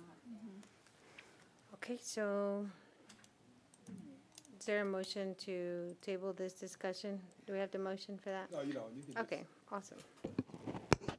So next on our agenda Since we're having so much fun, is number 9 for administration.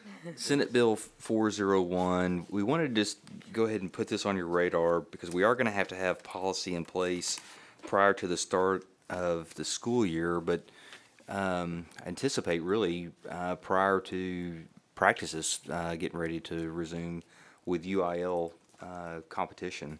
So Senate Bill 401 is the provision that now it actually requires the legislation, and it was signed by Governor Abbott on the 20th. So this is not one that is still awaiting potential veto or it requires boards to, in essence, make the decision as to whether or not to allow homeschool participation in UIL competition. And in doing so, what we need to start looking at is do we need to start tweaking policy? Because if you recall, we had this conversation just a little over a year ago, and what has happened is just that the legislation has changed rather than boards creating policy to allow for participation, boards need to create policy not allowing homeschool participation. That's where we are, and again, really topic of conversation. We're definitely going to bring this back to the next policy committee meeting, but we just needed to get a feel for what is the appetite of the board. My recommendation is homeschool participation should remain just as is, and just as we've had a lot of success and success stories with individual students. They have the ability to attend their zone school and compete just as every other student that lives within the district boundaries. But opening up to homeschool participation, I think it creates some dynamics and some real challenging situations for our coaches that are going to be difficult to navigate. And that's just coming from, again, a former coach. There's going to be several things with that student athlete not being at school during the school day, and then just coming to a campus to participate for extracurricular, that I just think could be problematic. So, Ray, Create a policy, you'll have to create a policy. not allow homeschool participation. Exactly. If you want to keep the status quo, because at this point we don't provide the opportunity for homeschool students to participate in our UIL sanctioned extracurricular, whether that be academics, fine arts, music, and/or athletics. Okay. So by law, we have till September 1, but as Dr. Kraft just pointed out, we'd like to bring this back to you as soon as possible. We've communicated with you, and some of you specifically heard from me, I guess, about a year ago. Overwhelmingly, out of about 1,100 school districts, only about 11 at that time. It's kind of gone up a little higher, but most districts have the same practice we do, as Dr. Kraft just described. And so, if it is your guidance that you give us to come back with the policy, actually will just be been talking to a couple of lawyers. A little bit of an edit that we need to do to it, and so that will, and it's basically going to clearly just state that any homeschool students will not be allowed, and so we can bring that to you and move forward. The sooner the better, as Dr. Kraft described. Okay. Mrs. Freeman? Yes, Dr. Kraft, I didn't, thought maybe you had a question, but maybe it wasn't a question. In the past, I know that we've talked about disciplinary issues. If there was a disciplinary issue, you're not going to be able to discipline a homeschool kid the same way. I think it's going to be a lot more challenging. Not to say that it would be impossible, but it's just going to be different. If a student, or grades specifically, so right now, No pass, no play. That's a Right. prime example. Right, and so we wouldn't have any control over that, or there wouldn't be any standards for us to even look at, and it would create some inequities within our system. I could easily see, not to pick on anyone, but I could easily see a group of youth players that all figure out they're really cohesive as a unit through maybe a league that they've played in, and let's be homeschooled, and let's all, through open enrollment, first opportunity, attend a specific high school. Again, not necessarily singling one out, and it could be Pandora's box. Mr. Blunt? I thought, so we didn't create anything last year. It was just we just sort of had the board.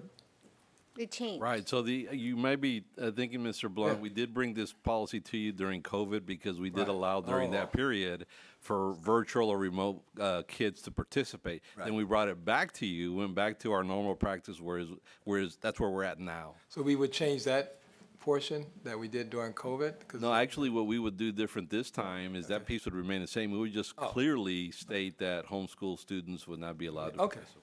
I think, and then it was brought up last year because we had a student request petition. That's right. And then they said, thank you for forcing me to go back to school because I love it. Yeah, he did, like this, yeah. And they invited us to their game. Yep, no, that's right.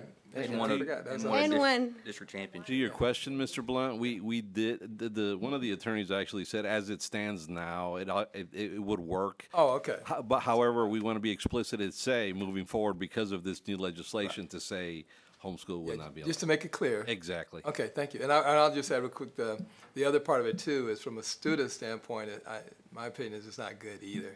It's taking away a student slot that's one of our own, et cetera, especially when you look at all the different athletics we have. So that was the other thing that we brought up in addition to some of the other concerns of.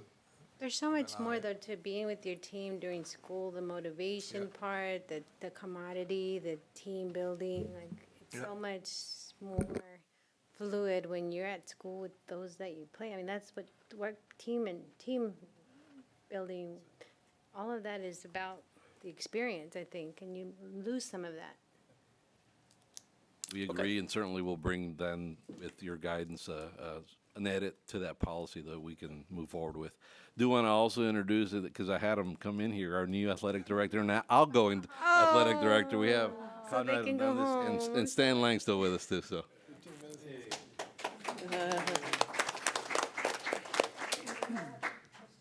Yes, ma'am. So you mentioned a majority of the San Antonio school districts are all. Actually, the state.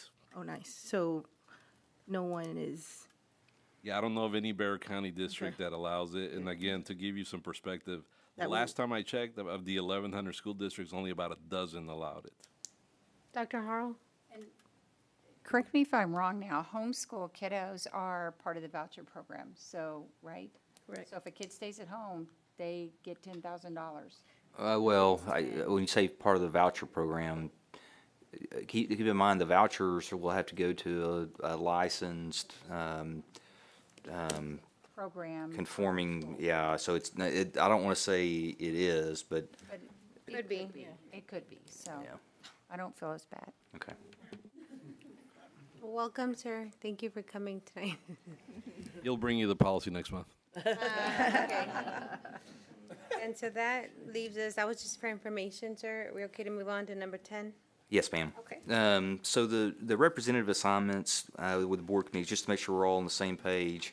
Monica, with the TASB delegate, did we finalize that? They'll be finalizing. It's attached to the board committee representative assignment. Okay. They have a few that they'll need to do. They need to do the representative to TASB, delegate, alternative to TASB convention, NEF representation, PTA representation, as well as safety and security. And the safety and security, typically the board president, where did he? Okay. Bye-bye. The board president is actually required through education code to be on the safety committee, correct? That is correct, sir, yes. On it. And in fact, they're meeting tomorrow. Yes. Timing's 3:30. everything. At Jefferson High School? Okay, send me the info, man. Gosh, let me put it on the calendar. So, Dr. Harrell, we've got you penciled in as consideration for the TASB Board of Directors. Then we have the delegate alternate, and I believe it's now not TASB. I believe it's EdCon. Texas EdCon. We'll make that change. All right. So, however, like I say, we'd like to go about. Are we doing that now? Well, I mean, EdCon, Texas EdCon, we were just talking about today. I think they've opened housing. He will open on July 8th or 9th for the director and the superintendent, and then I'll get another date that's going to be open for the remainder of the No, you can make them all at the same time. Okay. Just because we do have one person as a TASB board member or a TASA member, a TASA officer, or a TASB director, then we can make all the reservations at that time. Then what I'll do is I'll send out an email, and I'll need confirmation from everyone saying that they're going to attend. Right, because if we don't make the reservations at that first day, they're gone. When I is mean, that for the deadline? host hotel. This one, when I read the email, For was the- just the VIP, so if we get to do that, then that's great, I'll look through that email again. So. We're all VIP, Monica. Yes. No, it's what we've always, it's what we've always done. But I have a quick question. Consideration means, does that mean approval? Because I think I still have 2 more years on the board. For TASB. For TASB. So that, it's just still me. You don't Through have the to board vote. of directors, right? Yeah. Okay. So it's not a consideration. All right. You have 2 years left. It's a 3-year term? I'm looking at Karen, is it 3 or It's 4 a- year It's a, term? it's a 3-year term, but in our policy, in our policy, it states that we renew every year. Oh. Because, just in case somebody was really, I think we the didn't board- want them to be, then Yeah, What did it it's say? Nothing. I think you're okay with that, Dr. Hall? Does anyone else want to try to be on the delegate? Are you sure? Okay, so that's it's an the, honorary, it's an honor to be part of the TASB board. and you enjoy it, right, Dr. Hall? It's an honor. You do a great job, Miss. Thank you so much. Anyone who would like to grow into that position, I would love to encourage. So that leads us now, right, to the next area, which is The delegate delegate. alternate. Yeah. And really, it's the delegate. The alternate, it's nice to have, but we do need a delegate. Do you like to speak? Oh, Mrs. Freeman, I'm sorry. I- She's smiling a lot. I would like that consideration, and we do need to appoint an alternate, so in case I did not attend, then the alternate could. And the delegate and the alternate have the opportunity to go to the caucus meetings, and those are very interesting. It's when all the region director, or all the region delegates get together and have a meeting before the delegate assembly. And there's really good discussion and I was a opportunity to delegate share. last year. Is there anyone else interested in being a delegate? It's kind of like United Nations, right?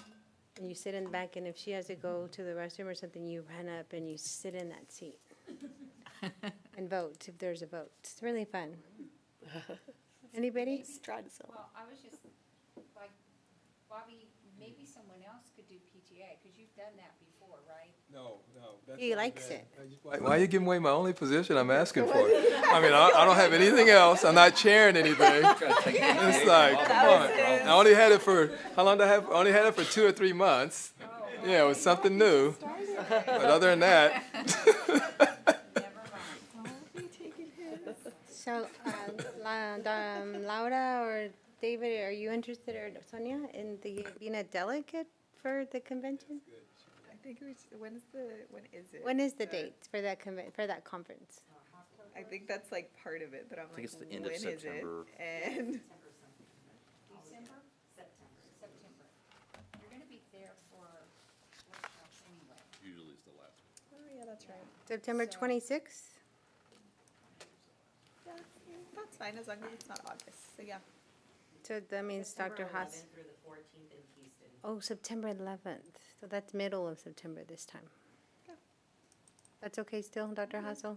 That's fine. Okay. So Karen is the delegate, And Sonia is the alternate. alternate, okay.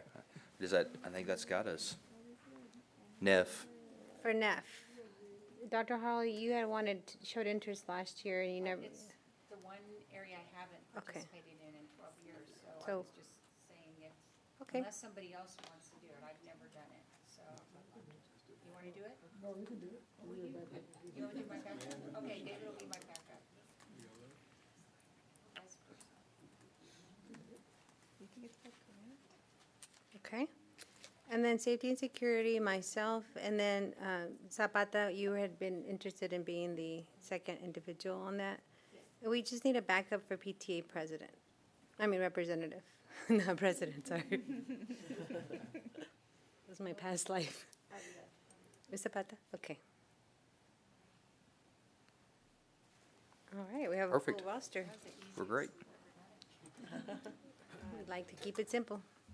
Okay, thank you so much, sir. The only other item I have is just, again, looking forward, and you see, I think, a future agenda item.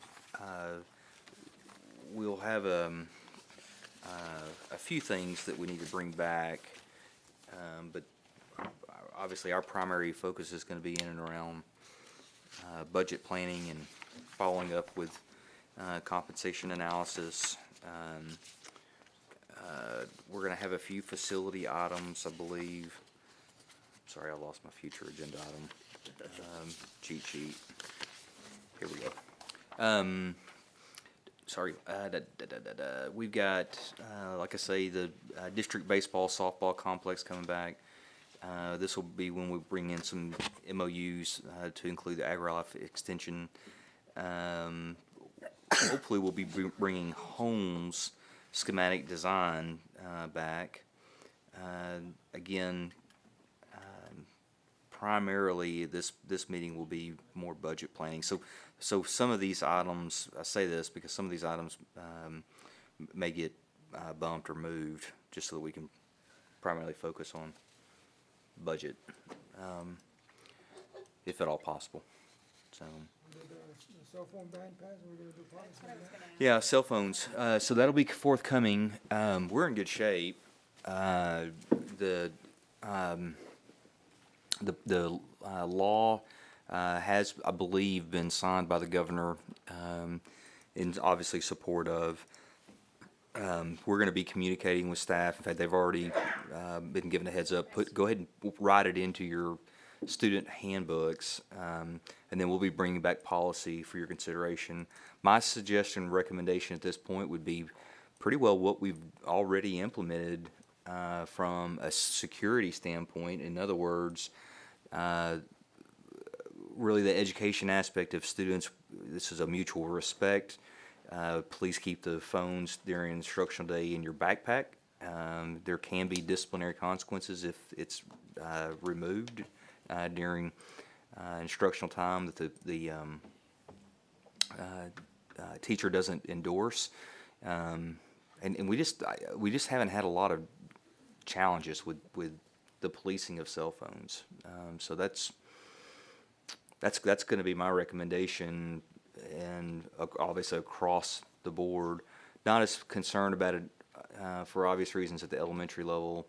Middle schools have been in pretty good shape with already having this in place. High schools, I know, are preparing as we speak. So this is not a gotcha. This is not a big surprise in regards to that policy. So the policy, unless we need to redirect, the policy will be basically the recommendation of what we are currently and have been practicing. We were part of that legislation process with cell phones. And I say we, Barry, myself, both on the Senate as well as the House side. So I think it's a promotion of health, especially emotional health for students, and I feel like we'll be able to navigate it. So I Go ahead, Laura. I was just going to say, is that I guess congruent with what O'Connor did? I know that there was a demonstration, but I don't think we were on the board. We weren't, and I don't know it either. And that was my question, because I heard from a couple principals that they were waiting for something that had a little more teeth in it, because it's been talked about in a general sense. And so I was just wondering what Yeah. the teeth are, what the specifics are. Well, yeah. So when you say teeth, and I don't, Ray, we'll have to. Specifics, I guess. Yeah. Here is the reality is I think that parents want the assurance that if there's an emergency type situation, that they'll be able to reach out to their child. And so this collection of devices and putting them in magnetic pouches or whatever, I don't think that is a necessary step.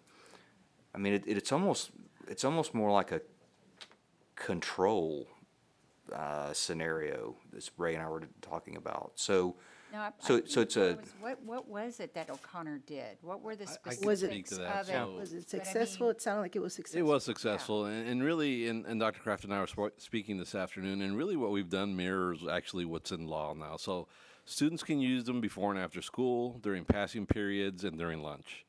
Okay?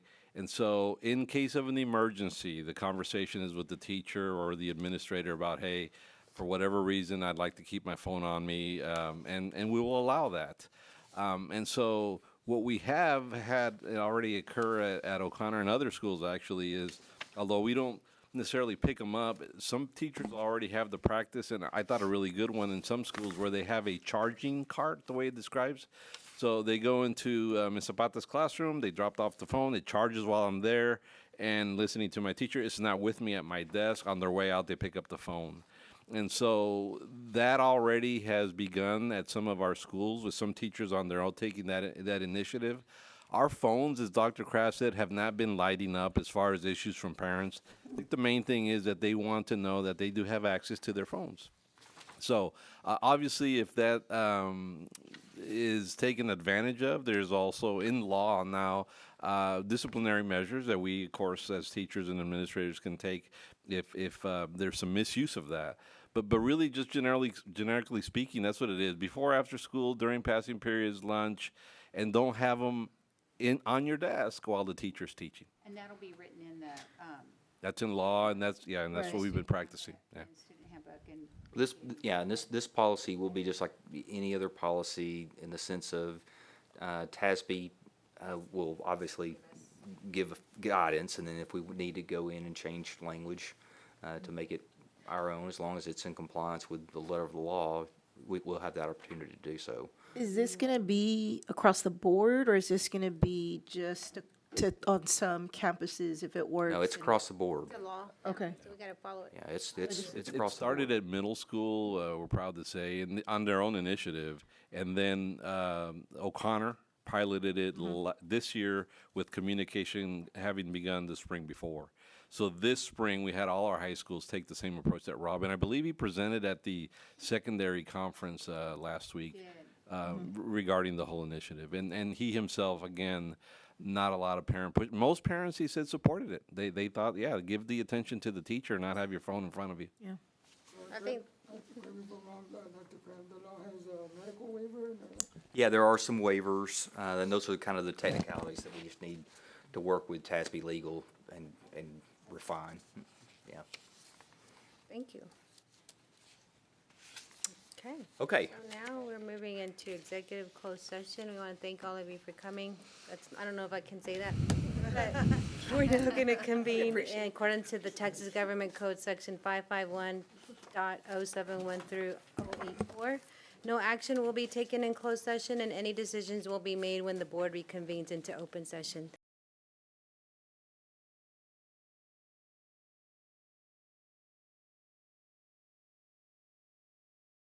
Okay, it's at now 9:43, and we're back to begin the open meeting. And regarding agenda items disclosed in closed session, is there a motion to come before the board? Push the button. Dr. Hassel, I move to approve the administrative personnel recommendations as discussed in closed session. I second to approve the administrative personnel recommendations as discussed in closed sessions. okay, all in favor? Aye. Any opposed? Okay, so it is now 9:44, and our meeting is adjourned for June 24th.